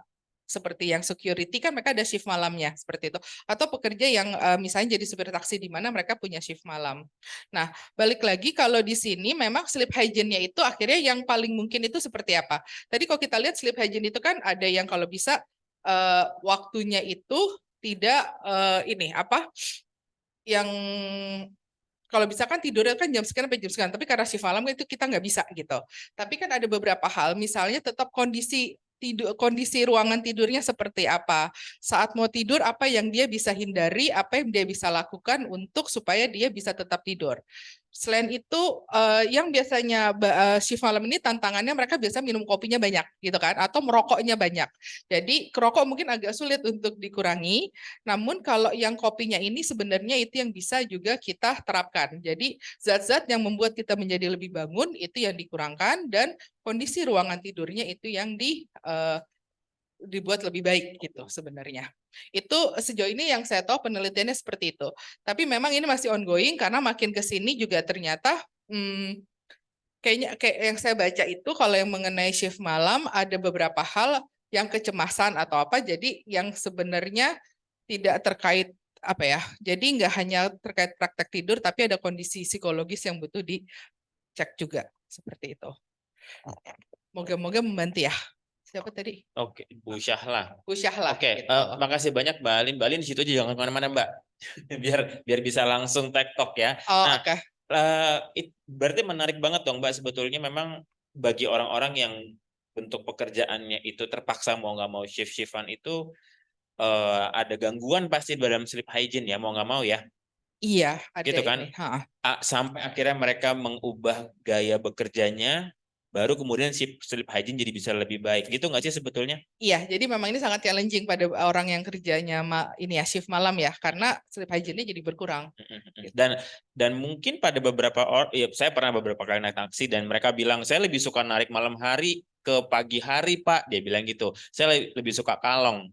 Yang bisa menyatakan bahwa dia lebih suka hidup dengan model kalong gitu kan, artinya dia sudah mengembangkan sebuah sleep hygiene baru, betul nggak? Iya, jadi dia sudah ada perilaku, dia sudah ada kebiasaan-kebiasaan baru yang dia bikin, yang dia kembangkan, sehingga biasa habis kalong pulang, mereka mandi, mereka makan, setelah itu mereka tidur. Ini menarik, Gitu. karena apakah jangan-jangan sebetulnya ini mungkin nggak dibahas sekarang buat diskursus yang berikutnya lagi, tapi apakah jangan-jangan sleep hygiene itu memang tergantung gimana kita nyetelnya sih. Ketika kita mau, ya udah saya mau jadi model yang kayak tanda kutip normal, bangun pagi lalu kemudian malam tidur, ya begitu sleep hygiene-nya. Tapi kemudian orang-orang yang memilih untuk jadi nocturnal, malam bangun banget melek dan pagi hari itu tidur, mungkin memang itu sleep hygiene, begitu bukan ngomongnya. Iya, jadi akhirnya bisa disesuaikan juga dengan kondisi yang ada gitu. Dan pada beberapa orang yang memang biasa kan pada beberapa kerjanya malam, mereka juga menyesuaikan. Jadi kalau pas lagi malam tubuhnya udah terbiasa. Kayak dokter kan ada jaga malam kan? Kusut pokoknya sih sebenarnya ya. Bangun terus, kalau tidur sebentar lagi, bangun lagi gitu Iya, ya. dan mereka akhirnya mengembangkan bisa Itu juga dia. beradaptasi karena mereka tahu ini pekerjaannya. Itu dia. Jadi kalau ditanya mengenai pekerjaannya bisa, mungkin ini saya share sedikit. Jadi kakak saya dokter, waktu itu malam-malam saya telepon karena saya nanya suatu. Saya telepon, saya nanya apa, dia langsung bisa jawab karena terkait penyakit gitu. Terus setelah itu dia tidur lagi. Untuk apa saya telepon malam, saya mau curhat, dia ngapain gue telepon gue malam-malam? Gue lagi tidur nih, dia nggak mau gitu. Oh iya. Jadi ada Terjadi pada saya setelan-setelan. kebetulan, kalau Anda kan kakaknya ya Mbak, kalau saya kan adik saya yang dokter ya. Iya, Dia betul. telepon juga dia bisa ngobrol sih, bener juga. Bisa Bener juga. panjang gitu, bisa jawab. Menarik. Berarti kalau gitu garis bawahnya adalah sleep hygiene itu bisa dibentuk. Iya. Gitu ya. Jadi tidak akan pasif tergantung pada pola kita, pada shift kita di kerjaan kayak apa, tapi bisa kita bentuk sebenarnya ya. Bisa. Menarik. Meskipun pengukuran yang lebih subjektif mungkin lebih objektif mungkin bisa supaya lihat benar-benar nggak sih, jangan-jangan memang sebetulnya ya itu hanya nge-push diri aja sementara dalamnya rontok gitu, kita nggak tahu juga, tapi sebetulnya bisa dibentuk. Nah, salah satu juga gini kan, kalau sleep hygiene itu kan tujuannya untuk membuat kita siap tidur gitu kan, jadi membuat badan kita menjadi lebih rileks gitu. Pada beberapa orang akhirnya mereka melakukan olahraga karena setelah olahraga ada hormon endorfin yang keluar, mereka jadi lebih happy, lebih tenang, lebih rileks gitu, mereka bisa tidur. Tapi pada beberapa orang yang lain olahraga itu membuat mereka jadi malas siap menghadapi hari. Jadi mereka olahraga malam hari, akhirnya untuk mereka itu bukan sleep hygiene. Kenapa? Karena saya jadi nggak bisa tidur gitu. Jadi memang perilakunya bisa dibentuk dan berbeda dari satu orang ke orang yang lain. Ya. Jadi ini pun yang sebenarnya kalau kita tarik lagi pada orang yang shift malam atau yang kerjanya shiftnya tidak jelas, ini sebenarnya perilaku sleep hygiene-nya bisa dibentuk dan kita lihat gitu. Jadi mungkin untuk yang shiftnya malam atau shiftnya tidak jelas, mereka nggak bisa tuh diharapkan sleep hygiene-nya ini terkait jam tidurnya teratur, itu nggak mungkin, itu sulit. Tapi ada hal lain yang bisa mereka lakukan buat diri mereka. Sebuah simpulan baru tuh ya buat Bapak Ibu, baik yang di ruangan maupun yang di ruang Zoom, artinya Nggak berarti kalau tidurnya berantakan karena modal pekerjaannya lalu kemudian wah berarti saya jadi kelompok yang nggak punya sleep hygiene bagus dong. Belum tentu gitu ya, karena ternyata sleep hygiene tuh bisa dibentuk gitu ya Mbak Alin, kurang lebih ya. Thank you banget. Dari ruangan ada yang mau bertanya lagi, ada yang kepikiran? Boleh Mbak Rizka, silakan sebentar. Saya arahkan dulu mic-nya. Terima kasih untuk kesempatannya. Maaf saya banyak tanya. Kebetulan saya hadir di sini karena memang tertarik dengan sleep hygiene karena sebenarnya saya juga punya permasalahan sih di sleep hygiene. Saya bahkan kadangkala 3 hari itu nggak tidur gitu ya. Jadi kalaupun tidur mungkin sekitar semalam aja saya tidur jam 1 tapi jam 3 itu sudah bangun. Jadi memang kondisinya memang lagi butuh sleep hygiene. Cuma tadi kan yang disampaikan bahwa yang disimpulkan bahwa sleep hygiene itu bisa dibentuk. Idealnya kira-kira berapa lama gitu sleep hygiene itu bisa kita bentuk untuk diri kita. Soalnya saya sudah 2 tahun terakhir ini gitu gak dalam kondisi yang sulit tidur, mungkin berbagai faktor trigger sehingga saya merasa tetap terjaga adalah pilihan yang baik seperti itu. Terima kasih. Oke, iya. Oke. Iya, terima kasih banyak Mbak Rizka. Oke, terima kasih banyak Mbak Rizka untuk pertanyaannya. Jadi sebentar, katanya saya suruh ke atas. Nah, kelihatan ya bahwa ada pertanyaan tentang apa cara atau faktor-faktor yang bisa dilakukan untuk bisa membentuk sleep hygiene, karena kalau dari kasus Mbak Rizka sendiri sebetulnya udah cukup lama dengan pola yang kurang secara objektif dan teori nggak nyampe ya 8 jam ya. Boro-boro 7 gitu ya. Oke, tapi you're still fine sebetulnya sampai saat ini. Mungkin berarti ada yang bisa kita bahas di sini dengan Mbak Alin juga. Apa faktor-faktor yang akan menentukan seseorang mampu membentuk sleep hygiene gitu? Dan apakah memang faktor tersebut betul-betul esensial untuk masing-masing orang, atau jangan-jangan tiap orang bisa beda-beda juga? Gitu kali ya. Gimana Mbak Alin? Silakan. Oke. Iya, terima kasih. Memang kalau dilihat waktu tidurnya kurang ya sebenarnya. Nah, kadang gini, pada dasarnya tidur itu kan jam tidur itu kenapa sekian itu diperlukan untuk membuat tubuh kita menjadi bugar. Kalau kita malam tidurnya kurang, bisa jadi kita kompensasinya di siang hari tanpa kita sadari juga gitu. Atau pas lagi di weekend gitu. Jadi itu yang kita butuh. Sebenarnya kalau ini kita memang butuh buat petanya dulu, buat kita butuh mempetakan jadi kelihatan tuh polanya bagaimana gitu. Nah, memang sleep hygiene ini ya tadi balik lagi tiap orang bisa berbeda satu dengan yang lain. Kayak tadi mengenai mengenai tidur, mengenai saya jadi lupa mengenai olahraga. Olahraga ini kan sebenarnya aktivitas fisik.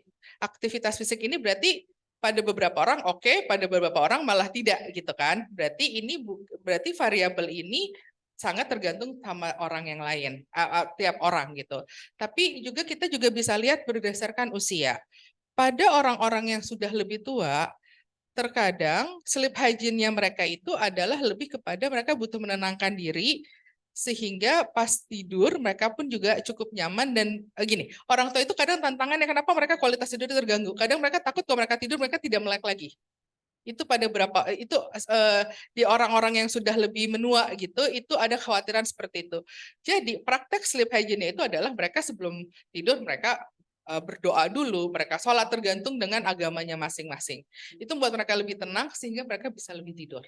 Gitu. Itu jadi ada terkait usia, terkait jenis kelamin itu juga bisa mempengaruhi mengenai praktek sleep hygiene yang dibutuhkan. Kalau pada perempuan menjelang dia usianya sudah lebih tua, usianya 40-50 ke atas mereka sudah mulai menopause kan. Menopause itu kan badannya memang tidak enak karena kan hormonnya jadi sangat tidak teratur gitu kan. Jadi sleep hygiene-nya itu lebih kepada yang mempromosikan membuat mereka walaupun kondisi badannya tidak enak, tapi seperti apa di lingkungannya, mungkin di tempat tidurnya, kondisi ruangannya yang dibuat sehingga membuat mereka bisa cukup nyaman untuk tidur. Jadi faktor-faktornya memang, jadi kita lihat ada usia, ada jenis kelamin, itu jadi praktek sleep hygiene-nya bisa beda antara satu dengan yang lain. Kalau anak-anak ini kalau mereka dikasih gula yang manis menjelang tidur, kemungkinan mereka susah tidur. Energinya lagi tinggi sekali, dan anak-anak ini kan badannya kan metabolismenya lagi bagus. Jadi intinya harus dikasih sesuatu yang untuk menurunkan arousal-nya menjadi lebih rendah sehingga mereka bisa tidur. Kira-kira menjawab pertanyaan nggak?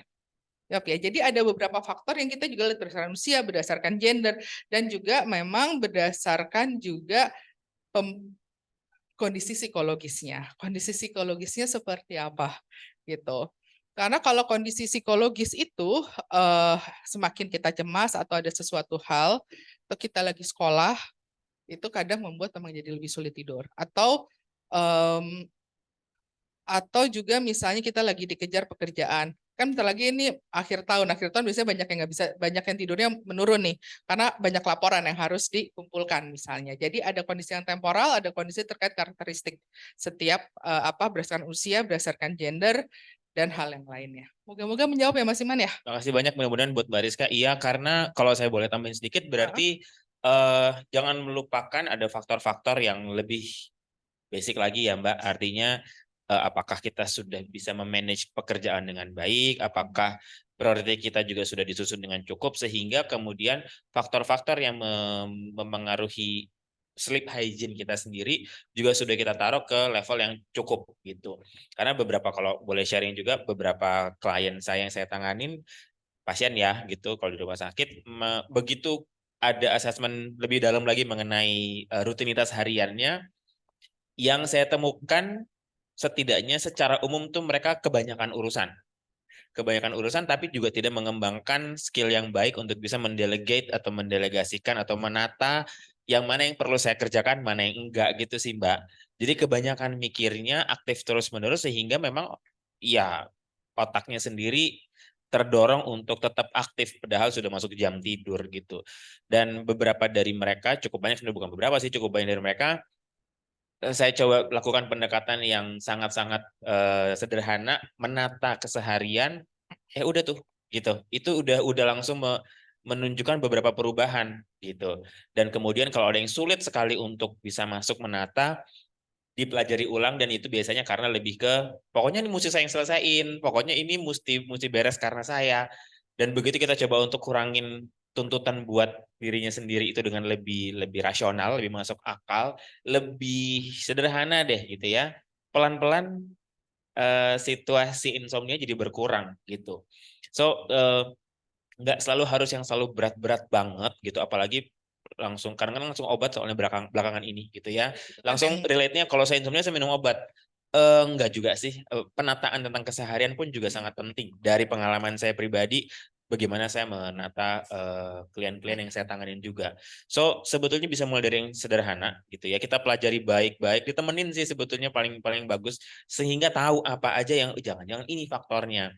Kita coba uraikan di situ, baru udah ketemu. Tapi tentu ada hal-hal yang memang kita nggak bisa hindarin, deadline gitu ya. Ya, sebagai mahasiswa ada deadline, sebagai Dosen. accountant ada, udah mau tutup tahun nih, harus beres, tahu-tahu neracanya nggak seimbang, tegang lagi. Memang akan ada. Nah, itu yang kita perlu lihat. Akan ada situasi di mana kita pasti full pressure sehingga membuat kita jadi punya gangguan tidur yang tidak permanen tapi berkala pasti ada. Tapi itu kita perlu sikapi dengan cukup baik bahwa ya memang akan ada, tapi sebentar kok gitu, nggak akan terus-terusan. Berikutnya kalau rutinitas sudah kembali normal, diharapkan sih bisa balik lagi gitu ya. Itu sih mungkin saya nambah dikit ya Mbak. Ya, sama satu hal lagi tadi Mas Iman. Jadi tadi kan yang mengenai physical activity ya, mengenai penjadwalan kita. Nah, pada beberapa bisa jadi mereka pada beberapa klien, oh saya ternyata saya gak cukup melakukan banyak hal juga keseharian. Ya. Jadi akhirnya pada waktunya harus tidur, badannya nggak capek juga, nggak butuh tidur. Ngerasa ya mau ngapain lagi, orang banyak yang udah istirahat juga seharian gitu. Betul. Jadi itu juga intinya yang tadi Mas Iman bilang ya, kita lihat mengenai penjadwalan kita gitu. Physical activity kalau terlalu banyak itu nggak baik, kalau terlalu sedikit kurang baik gitu. Jadi memang yang di tengah-tengah lah ya sebenarnya yang pas lebih baik. aja. Kalau dosen gimana Mas? Nanti kita jadi curhat berdua di sini ya. Oke, kita balik lagi ke chat box. Boleh tolong chat box di bawahnya Mbak Sari tadi apa pertanyaannya ya? Oh, yang ini ya. Langsung aja. Oke, dari Ainul Mardiah. Bagaimana sleep hygiene untuk orang dengan diabetes? Nah, Mbak Alin kayaknya relate banget dengan situasi ini. Silakan Mbak Alin. Oke, jadi memang orang diabetes ini memiliki beberapa tantangan sih. Orang diabetes, tapi kalau diabetes cukup manajemennya kurang efektif gitu misalnya, atau kurang optimal lah. Bisa jadi mereka pas malam memang bangun-bangun terus gitu kan ya. Mereka akan bangun-bangun terus karena mereka harus ke kamar mandi. Bladder controlnya jadi ada permasalahan di bladdernya, jadi mereka harus pipis gitu kan. Kan kalau diabetes itu untuk mengurangi diabetes itu kan kalau kita terlalu tinggi gulanya dalam tubuh, malam itu pasti kita akan bangun untuk pipis gitu. Jadi memang balik lagi diabetes itu kontrol yang paling penting itu adalah asupan makanan yang ada yang asupan makanan kita. Asupan makanan dalam arti ya dalam arti asupan makanan yang sedemikian rupa sehingga gula di dalam gula darah kita tetap dalam kondisi normal. Kondisi yang memang acceptable. Orang yang diabetes ini tidak bisa kondisi kan kalau yang normal itu gula darah itu sekitar 70 sampai 75 gitu. Kalau orang diabetes mereka nggak bisa segitu. Mereka tetap di atas 100 tapi jangan terlalu tinggi gitu. Dan ini bisa beda antara satu negara dengan negara lain. Yang acceptable range-nya gitu. Nah, intinya kalau orang diabetes mereka tetap harus memang asupan gulanya dijaga sehingga mereka tidurnya bisa lebih enak. Salah satunya itu, karena kalau nggak mereka akan terbangun terus gitu. Itu diabetes. Selain itu untuk orang diabetes pun mereka tetap butuh memang melakukan olahraga aerobik. Mereka karena dengan aerobik lebih banyak oksigen yang masuk itu akan membantu mereka juga. Karena kalau diabetes kan ini masalahnya udah metabolisme kan. Diabetes itu kalau yang tipe 2 itu kan lebih kepada sel-sel tubuhnya tidak reseptif terhadap kurang reseptif sehingga gula darah lebih lama menjadi gula otot. Intinya itu kalau diabetes. Itu jadi memang harus dilihat juga sih balik lagi memang asupan gulanya itu yang dijaga gitu. Dan setelah itu dilihat lagi diabetes komplikasi diabetesnya apa lagi gitu. Baru itu bisa kita lihat lagi. Makasih banyak Mbak Alin. Lanjut lagi untuk yang di chat box ada dari Ibu Latifah Himatus Suraya. Assalamualaikum warahmatullahi wabarakatuh. Waalaikumsalam. Izin bertanya, selain yoga, apakah olahraga lain dapat mempengaruhi sleep hygiene? Misalnya berenang, lari, gym, dan seterusnya. Boleh kita lanjut lagi satu lagi pertanyaan berikutnya di bawah. Lagi ke bawah lagi. Oke, soal publikasi. Bagaimana cara publikasi dan kemudian bawah bagaimana cara bergabung dengan APKI? Gimana Mbak itu dulu kali sebentar kan singkat banget nih. Kalau yang publikasi bagus, jawabannya adalah apa? Yang publikasi bagus jawabannya adalah Apaan? Ya rajin-rajin aja ya. Rajin publikasi. Dan rajin usaha. tahan-tahan kalau di review dan di reject gitu ya. Iya. Ya udah. Lalu gabung APKI gimana caranya Mbak? Kalau gabung APKI masuk ke HIMSI. Aku nggak bisa mikir ya. Masuk, saya bantu boleh? Boleh Oke, banget. Mbak Alin mikir yang tadi ya. Jadi kalau mau gabung ke APKI itu terdaftar dulu sebagai anggota HIMSI, lalu buka siap HIMSI, lancar nih lumayan nih. Masuk ke siap HIMSI, nanti pilih asosiasi mana yang mau diikutkan, pilih di situ nanti keluar sejumlah iuran yang harus dibayarkan berapa, bayar dan udah otomatis akan terdaftar. Segampang itu. Lihat ke siap HIMSI. Oke, berikutnya ada lagi berarti dianjurkan mematikan lampu, terusin lagi ke bawah. Oke, soal lampu. Jadi soal olahraga, Mbak. Olahraga. Sama soal lampu. Kira-kira gimana tuh? Oke. Balik lagi kalau olahraga ini memang balik ini kan physical activity gitu kan, aktivitas fisik. Olahraga kalau lari itu memang dia baik dan bagus dan biasanya tidak dianjurkan menjelang tidur banget. Kenapa? Karena lari ini kan membuat tubuh kita menjadi sangat pump up kan, jadi sangat bersemangat gitu. Jadi akhirnya kita hyperarousal lagi, sedangkan tidur itu butuh hypoarousal. Lari boleh, tapi menjelang tidur itu dikurangi. Lari sore boleh mungkin jam 7 malam ya bisa juga, mungkin baru bisanya jam segitu. Jadi lari tetap bisa, namun pas menjelang tidur, sejam 2 jam sebelum tidur itu udah harus kegiatannya yang membuat kita menjadi lebih tenang. Menjadi arousal kita menjadi lebih turun gitu. Berenang boleh banget. Berenang memang balik lagi kalau berenang ini sebenarnya kalau kita sulit tidur dan salah satunya karena kita punya penyakit kronis, punya nyeri kronis, berenang ini paling bagus. Kenapa? Karena berenang ini tetap memberikan pressure kepada kita. Pas kita berenang kan kena air ada pressure, namun dia tidak terlalu menekan. Karena kita begini dan ada air, jadi gravitasinya tidak terlalu ketarik banget badan kita ke bawah. Karena kalau pada nyeri kronis biasanya kalau gravitasi terlalu kuat ke bawah dia akan sakit badannya, makin sakit gitu. Saya cukup tahu karena saya juga nyeri kronis sih sebenarnya. Kenapa berapa penelitian ini saya cukup relate karena ternyata saya juga mengalaminya sih gitu. Nah, balik lagi Kalau berenang, kalau dia bisa membuat kita lebih tenang, itu oke, memang bisa gitu. Nah, berenang ini masalah gini, kadang habis berenang kita lapar nggak? Lapar. Habis berenang lapar, makannya banyak. Kalau makan banyak kita bisa tidur nggak? Kalau terlalu kenyang, kadang nggak bisa tidur. Jadi itu yang butuh dilihat juga. Kalau habis berenang, mungkin berenangnya nggak harus lama-lama, tapi cukup buat kita lebih tenang, kita mandi, kita minum yang hangat, sambil baca-baca apa, atau sambil dengerin musik, terus masuk kamar yang adem dan sudah tempat tidurnya bersih, ya itu jadinya sleep hygiene-nya lebih baik gitu kan. Tapi kalau habis berenang, kita kecapean makannya banyak, kita jadi nggak bisa tidur, ya berarti itu bukan sesuatu yang kita bisa terapkan. Seperti itu. Begitupun juga dengan lari. Biasanya lari itu jadi kita lebih terpump up sih. Karena terpump up, akhirnya lebih sulit tidur. Karena badan kita juga mungkin bisa lebih tegang juga. Gitu. Apalagi kalau... Ya, itu. Dan juga memang setelah itu kita harus lihat setelah kita olahraga, kita mandinya pakai air hangat atau pakai air dingin. Air dingin itu bisa membuat kita lebih segar, bener nggak sih? Kalau air hangat itu biasanya membuat kita lebih rileks gitu. Jadi ada beberapa hal yang kita bisa persiapkan juga terkait sleep hygiene. Minum minuman yang hangat, jangan minum kopi, tapi kalau itu mah sama aja, kopi bijinya biji kopi pilihan, lebih susah lagi, espresso gitu kan, gitu. Karena di rumah ada, misalnya gitu kan, kayak gitu. Itu jadi membuat kita lebih terpump up sebenarnya. Lalu Gitu. soal lampu Mbak gimana soal lampu? Light up atau light off? Nah, lampu ini memang menjadi, balik lagi, dia ada kebiasaan, tapi gini, lampu ini kan intinya kalau kita tidur, stimulus yang ada itu butuh dibuat lebih sedikit. Kenapa? Supaya kita menjadi hypoarousal. Dengan adanya lampu, kalau lampunya terang, membuat kita selalu ada stimulus cahaya, bisa jadi kita jadi sulit tidur. Gitu. Jadi kadang lampu tetap ada tapi lebih redup misalnya. Atau pada beberapa karena sudah terbiasa memang harus nggak ada lampu, ya berarti lampunya dimatiin begitu.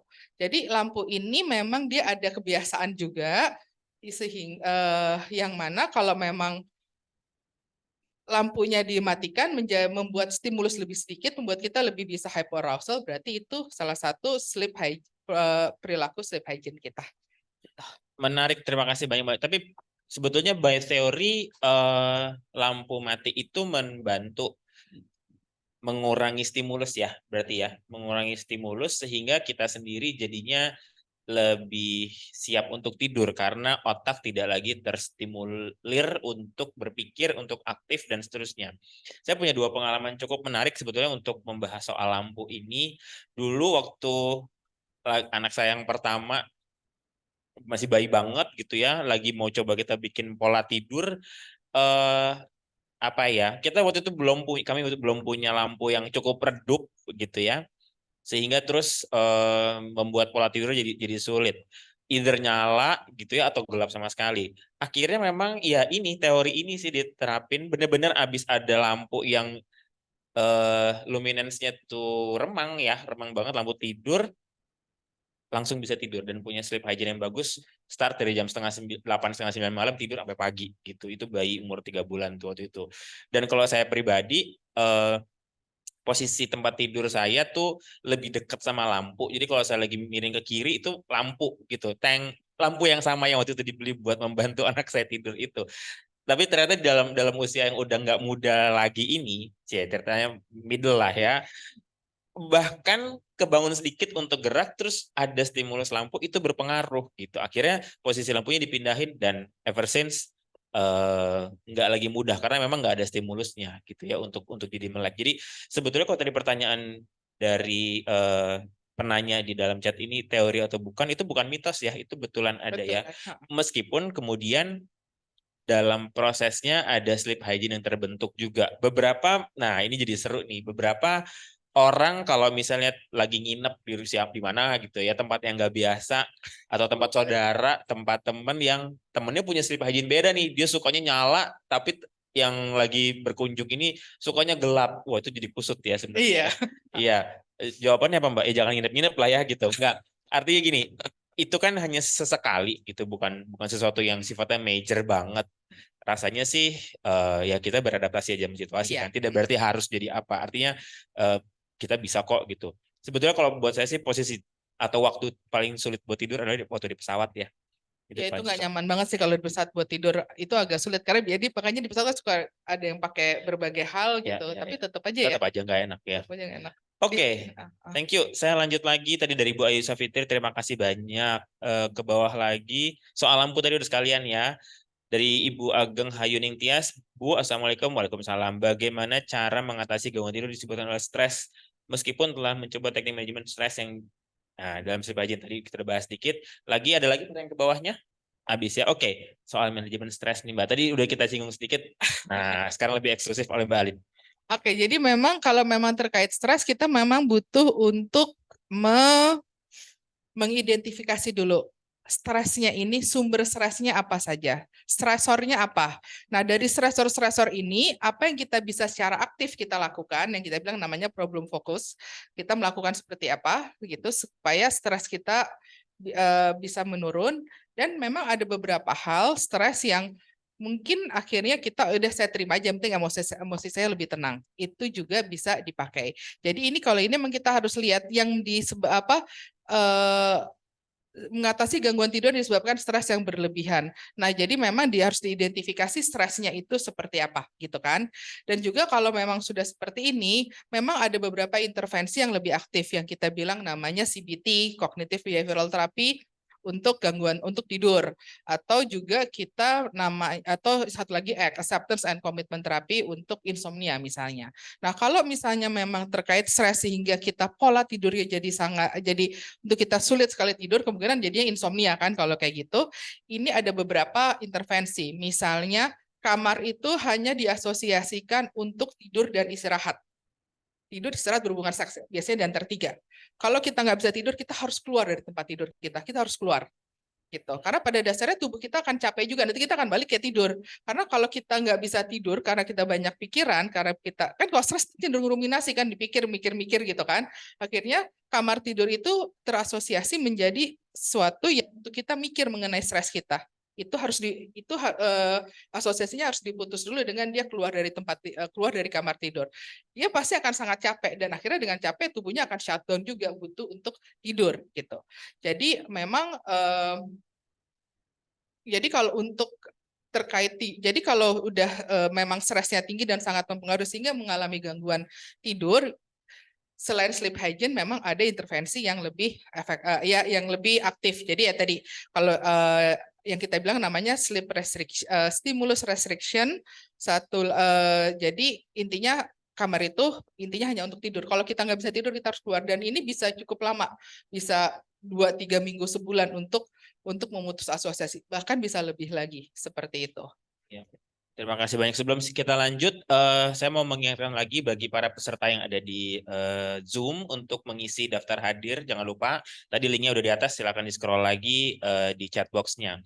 Mbak Ali menarik juga tadi mengenai memisahkan asosiasi antara tempat tidur yang semestinya menjadi tempat nyaman untuk istirahat, tapi kemudian pada beberapa orang yang kesulitan tidur melihatnya menjadi sebuah tempat yang sulit.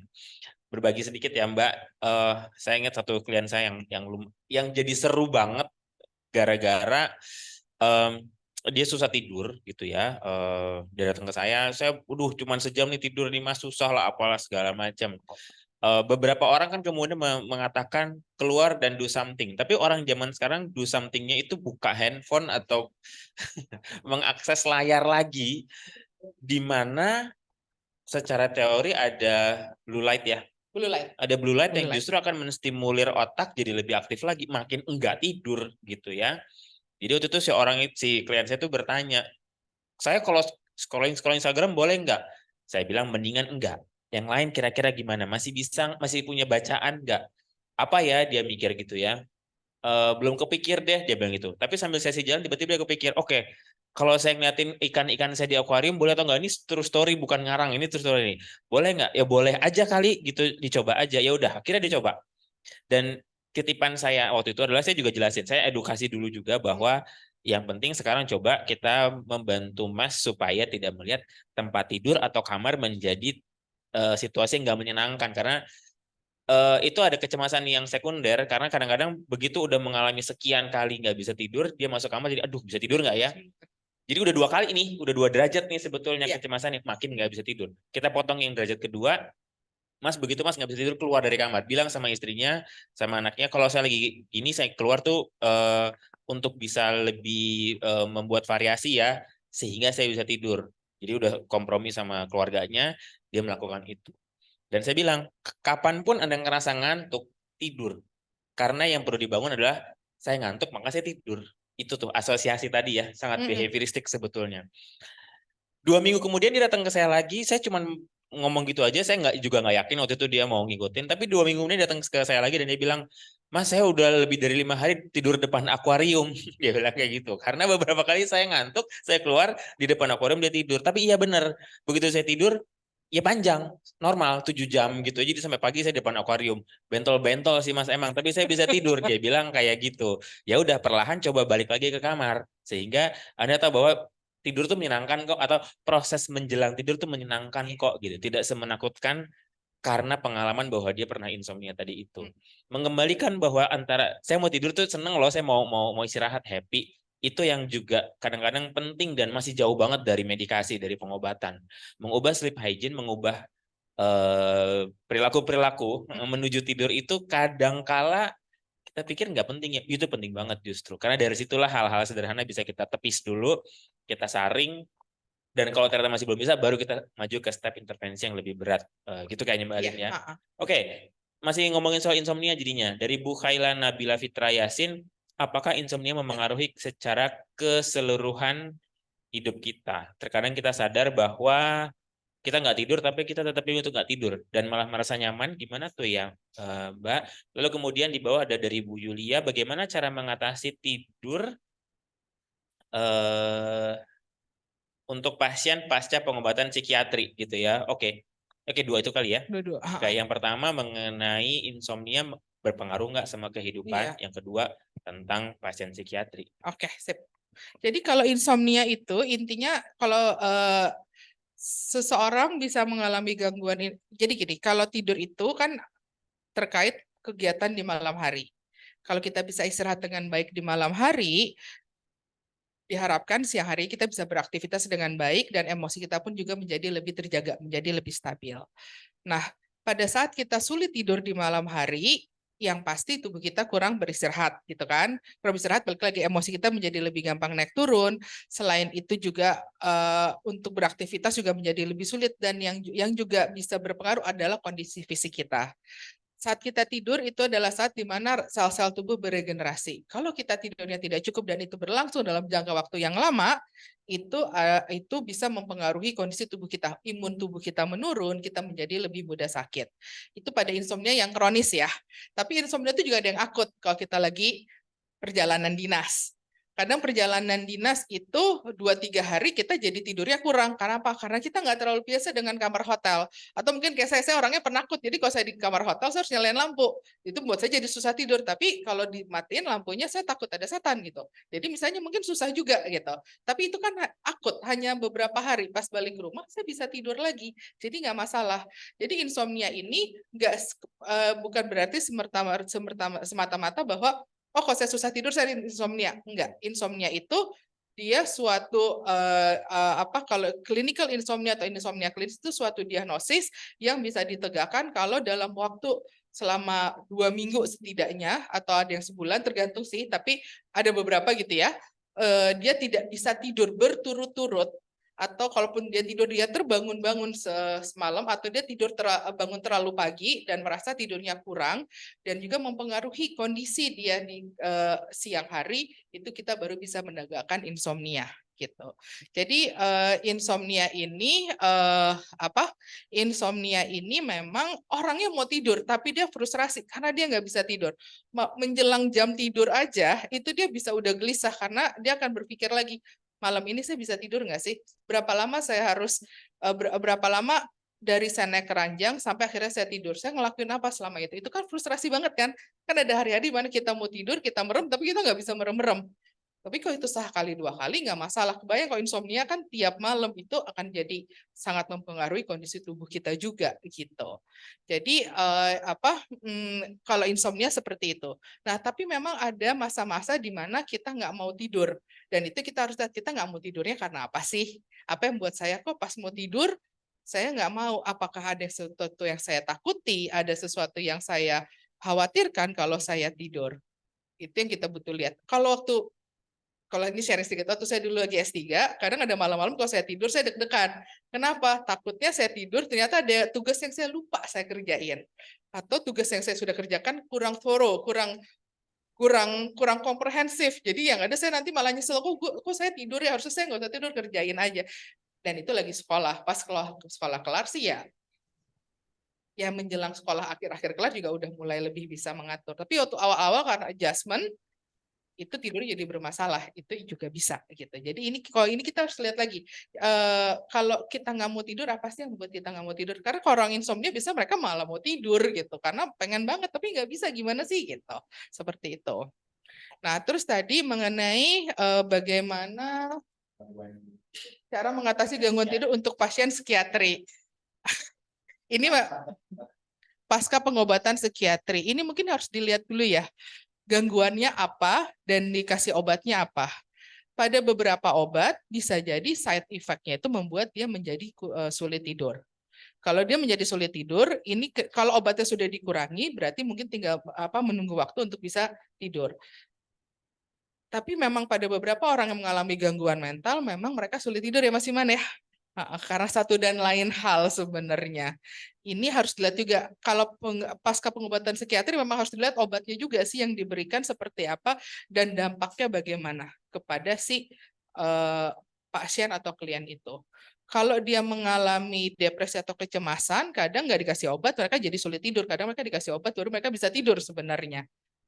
Gitu ya Mas Iman ya? Iya, nah coba di partisipan yang di Zoom ada Mas Edo nggak ya? Mungkin Mas Edo kalau misalnya ada ya. Kita panggil Mas Mungkin Edo yuk. bisa bantu menjawab kalau ini. Mas Edo mendalami intervensi untuk psikiatri juga soalnya. Kalau ada Mas Edo boleh tolong speak up kah Mas? Udah keluar. Aduh. Aduh sayang sekali. Berarti kalau gitu berikutnya harus Mas Edo yang cerita. Baik, mengenai efek dari pasca pengobatan psikiatri memang sangat bervariasi. Namun kalau kita, ini Bu Yulia dari IPK Indonesia ya Bu. Halo Bu, Ibu tadi WA saya kan. Katanya bagus Mbak Alin materinya tuh sama Mbak. Makasih Bu. Nah, sebetulnya kita akan kembalikan lagi soal sleep hygiene. Artinya bagaimana kita membantu si pasien ini menemukan kembali sleep hygiene-nya. Gitu nggak sih? Nah, Betul. jadi dengan menemukan sleep hygiene, dia tahu urut-urutannya, dia tahu lagi bahwa tidur itu menyenangkan. Of course itu gradually ya Mbak. Secara gradual, perlahan-lahan akan ketemu lagi. Maka tentu kita sebagai klinisi ataupun siapapun yang bukan klinisi, katakan significant others di rumah dari orang ini, perlu menyadari bahwa proses ini tidak sebentar, proses ini gradual, dan berusaha untuk bisa membantu koridor dari si individu ini cukup terjaga sehingga nggak tiba-tiba habis pengobatan balik lagi dengan stresor yang tinggi gitu nggak sih? Harus Itu dilihat kan lagi. untuk membantu supaya dia pelan-pelan coping lagi. Sepertinya sebetulnya rasio sederhananya kayak gitu ya Bu Yulia. Jadi soal sleep hygiene dulu dibantu untuk ada, baru dia akan bisa lagi. Karena kalau enggak akan bolak-balik ketergantungan dari obat ke obat lagi kan. Habis pasca pengobatan psikiatri malah jadi masuk obat yang untuk bantuan tidur, melatonin segala macam. Mungkin nggak terlalu bagus kali ya. Gitu.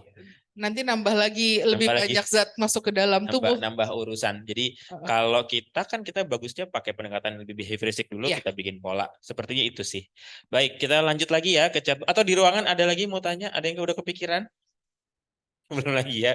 Belum lagi kalau kata Bu Rizka. Berarti mungkin ntar ada lagi Mbak. Kita balik dulu ke chat box-nya. Assalamualaikum warahmatullahi wabarakatuh. Waalaikumsalam. Bagi seorang ada yang jam tidur 6-8 tapi siang hari tetap sering tidur ya. Tetap sering ngantuk, bagaimana cara mengatasinya? Oke. Dan kemudian yang dari Bu Nazwa, apakah ada risiko efek samping terkait dengan praktis yoga tadi itu? Dan satu lagi dari Ibu Natasha, oke. Adakah seberapa besar risiko stres atau gangguan mental untuk seorang yang tidurnya 3-4 jam? Oke, berarti soal jam dulu kali ya. 6-8 masih ngantuk di kantor, atau 3-4 seberapa berpengaruh terhadap stres. Nah, oke, gimana tuh Mbak? Jadi memang secara umum orang dewasa itu tidur antara 6-8 jam. Itu jumlah jam. Selain itu, terkait kualitas tidur, tidak hanya jumlah jam saja, tapi pada saat kita bangun, seberapa kita ngerasa badan kita segar. Seberapa besar kita ngerasa badan kita memang kita ngerasa bahwa tidur ini membantu kita sudah beristirahat gitu. Nah, bisa jadi kalau dia 6-8 jam, sebenarnya kalau secara kuantitas sudah cukup gitu ya, tapi kadang masih capek. Nah, tidur ini kan ada stages-nya. Stages-nya ini ada dari yang ringan, rapid eye movement sampai non rapid eye movement. Kalau dia tidur 6-8 jam, tapi tidurnya tidak pernah mencapai kepada deep sleep, stages yang paling bawah, yang deep sleep, bangun bisa jadi tidak enak juga, badannya tidak bugar juga, tetap aja capek, dan akhirnya dia butuh tidur di siang hari, dan bisa jadi di siang harinya jadi lelap. Kenapa? Karena badan udah capek, akhirnya tidur juga gitu, bisa juga seperti itu. Jadi kalau kita lihat tidur ini memang kalau kualitas tidur kita lihat berdasarkan jam, seberapa puas kita, dan kedua hal ini juga terkait dengan seberapa dalamnya tidur kita. Nah, permasalahannya kalau sekarang dengan adanya blue light itu sebenarnya membuat kita menjadi otak kita gelombang otak kita menjadi agak sulit untuk masuk kepada deep sleep karena tetap terjaga. Itu kenapa gadget kalau bisa dikurangin. Ya, saya juga harus bilang sama diri saya sih, sebelum tidur gadget dikurangin gitu. Karena ada beberapa blue light itu yang akhirnya membuat kita tahapan tidurnya tidak bisa sampai yang kita bilang namanya deep sleep gitu. Yang gelombangnya itu delta kalau nggak salah, yang udah paling bawah. Delta ya, gitu. Itu juga. Nah, tapi ada juga yang tidurnya 3-4 jam gitu ya, dan kayaknya fan aja. Coba.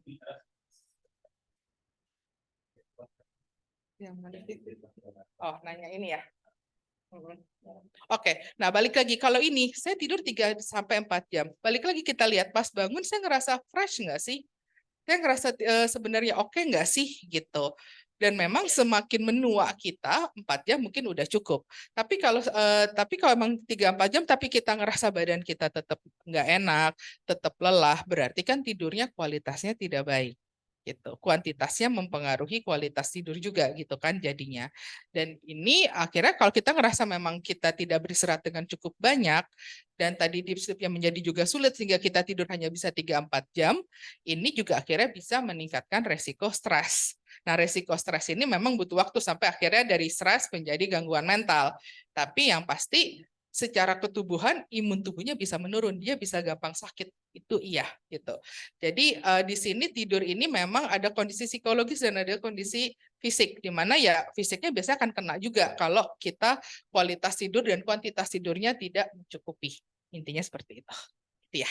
Iya, thank you banget. Pertanyaannya makin kesini makin anget nih. Bukannya makin tidur malah makin bangun. Pertanyaan-pertanyaan makin macam-macam. Oke, thank you. Kita lanjut lagi ke bawah. Pertanyaannya berikutnya apa? Yang yoga. Oh iya Mbak, efek samping dari praktik Trataka Yoga. Gimana tuh Mbak? Oke, kalau sejauh ini sih memang dari kemarin yang hasil penelitian mereka tidak mengalami efek samping. Namun memang karena ini tetap kita kan nggak mau intervensi itu bukannya membantu tapi malah membuat parah gitu ya. Jadi memang dikasih tahu kemungkinan kalau kita ngelihat terlalu lama kepada cahaya dan kita akhirnya matanya sampai sakit sekali, itu memang harus stop. Gitu. Berarti mungkin Trataka Yoga bukan yang cocok buat si individu itu, untuk individu ya gitu. Atau kalau dia baru kelar operasi mata lasik, ya memang nggak boleh juga ngelihat kayak gitu sih gitu. Jadi pada dasarnya secara umum Trataka Yoga ini cukup aman, namun pada beberapa atau individu yang memang secara struktur mata juga ada beberapa hal yang memang kurang ya berbeda, itu juga berarti nggak bisa gitu. Berarti kalau mau peningkatan sleep hygiene, cari yang lain caranya gitu. Mbak, lalu soal ngigo nih Mbak. soal mimpi gitu ya. Kadang dalam tidur kita mimpi gitu ya. Kadang mimpinya tuh menyenangkan, kadang mimpinya agak kenapa mesti begini sih gitu ya. Bangun-bangun oh ternyata ini mimpi gitu ya. Atau pada beberapa orang mengalami yang namanya ngigo gitu ya. Kita belum bicara sleepwalking, tapi di sini sih ngigo sama mimpi. Nah, apakah memang sleep hygiene itu di sini ditanya ya, ada relasi terhadap hal-hal itu tadi Mbak? Gimana tuh? Pertanyaannya makin lama makin ini ya. Betul ya? Betul ya? Tidak terduga ya? Tidak terduga. Iya. Jadi ini tergantung perspektif behavior atau psikoanalisa gitu ya Mas Iman ya.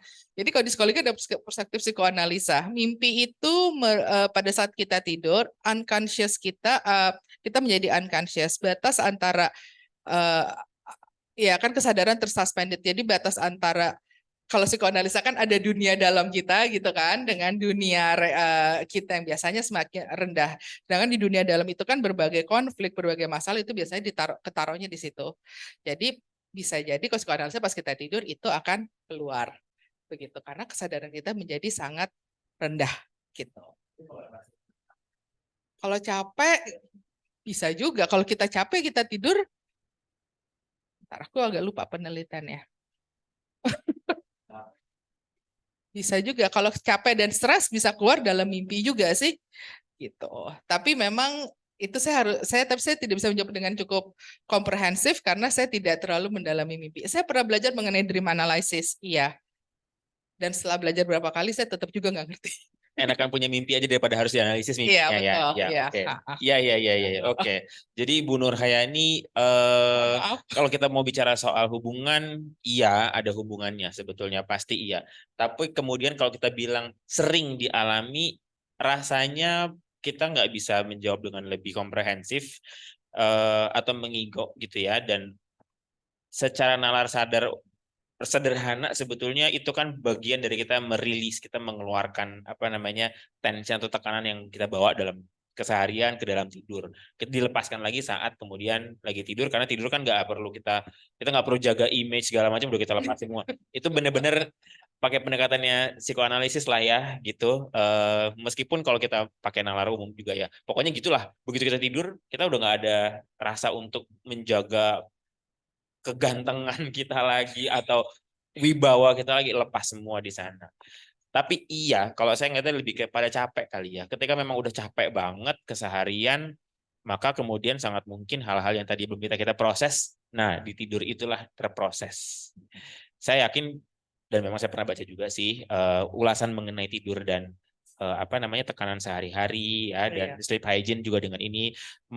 Kalau tidak mengulasnya dengan psikoanalisis, saya lebih melihatnya kepada kelelahan yang dialami sama si orang ini sebetulnya gitu. Dan kemudian mudah-mudahan menjawab ya Bu, dan kita lanjut ke pertanyaan berikutnya dari Aisyah Sabrina.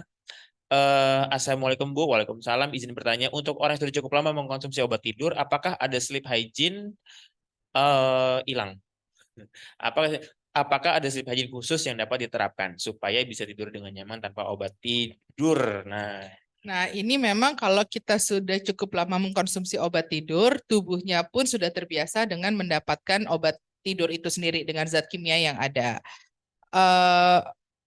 Balik lagi, kalau ini memang butuh dikurangi perlahan-lahan sambil kita pun meningkatkan kemampuan sleep hygiene. Mungkin dengan latihan relaksasi dulu di malam hari, terus udah gitu mungkin dengan deep breathing jadi supaya lebih agak tenang, dengan memperbarui, dengan juga melihat merenovasi, bukan renovasi, intinya melakukan manipulasi terhadap ruangan tidur, tempat kita tidur, dan ini harus dilakukan bersama-sama juga gitu.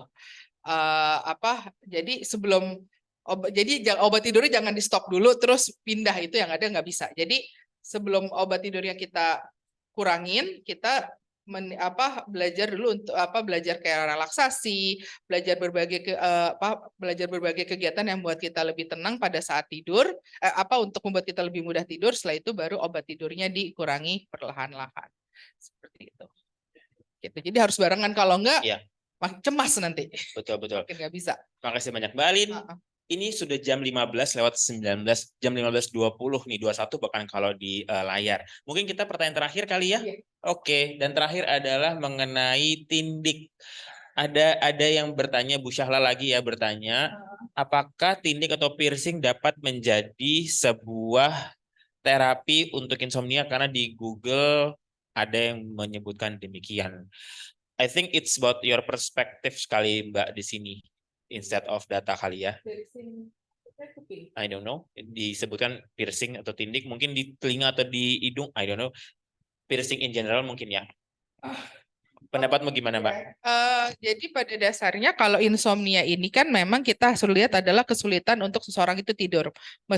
Untuk bisa jatuh tidur Ya. Atau untuk mempertahankan tidur. Insomnia kan seperti itu gitu. Nah, memang pada orang yang mengalami insomnia, mereka kecemasannya juga meningkat. Mereka akan ada ruminasi karena mereka ingin sesuatu ingin istirahat nggak bisa, itu pasti ada cemas. Cemas terkait tidurnya dan cemas untuk memulai tidur yang kita bilang anticipatory anxiety. Nah, cemas ini memang susah-susah gampang.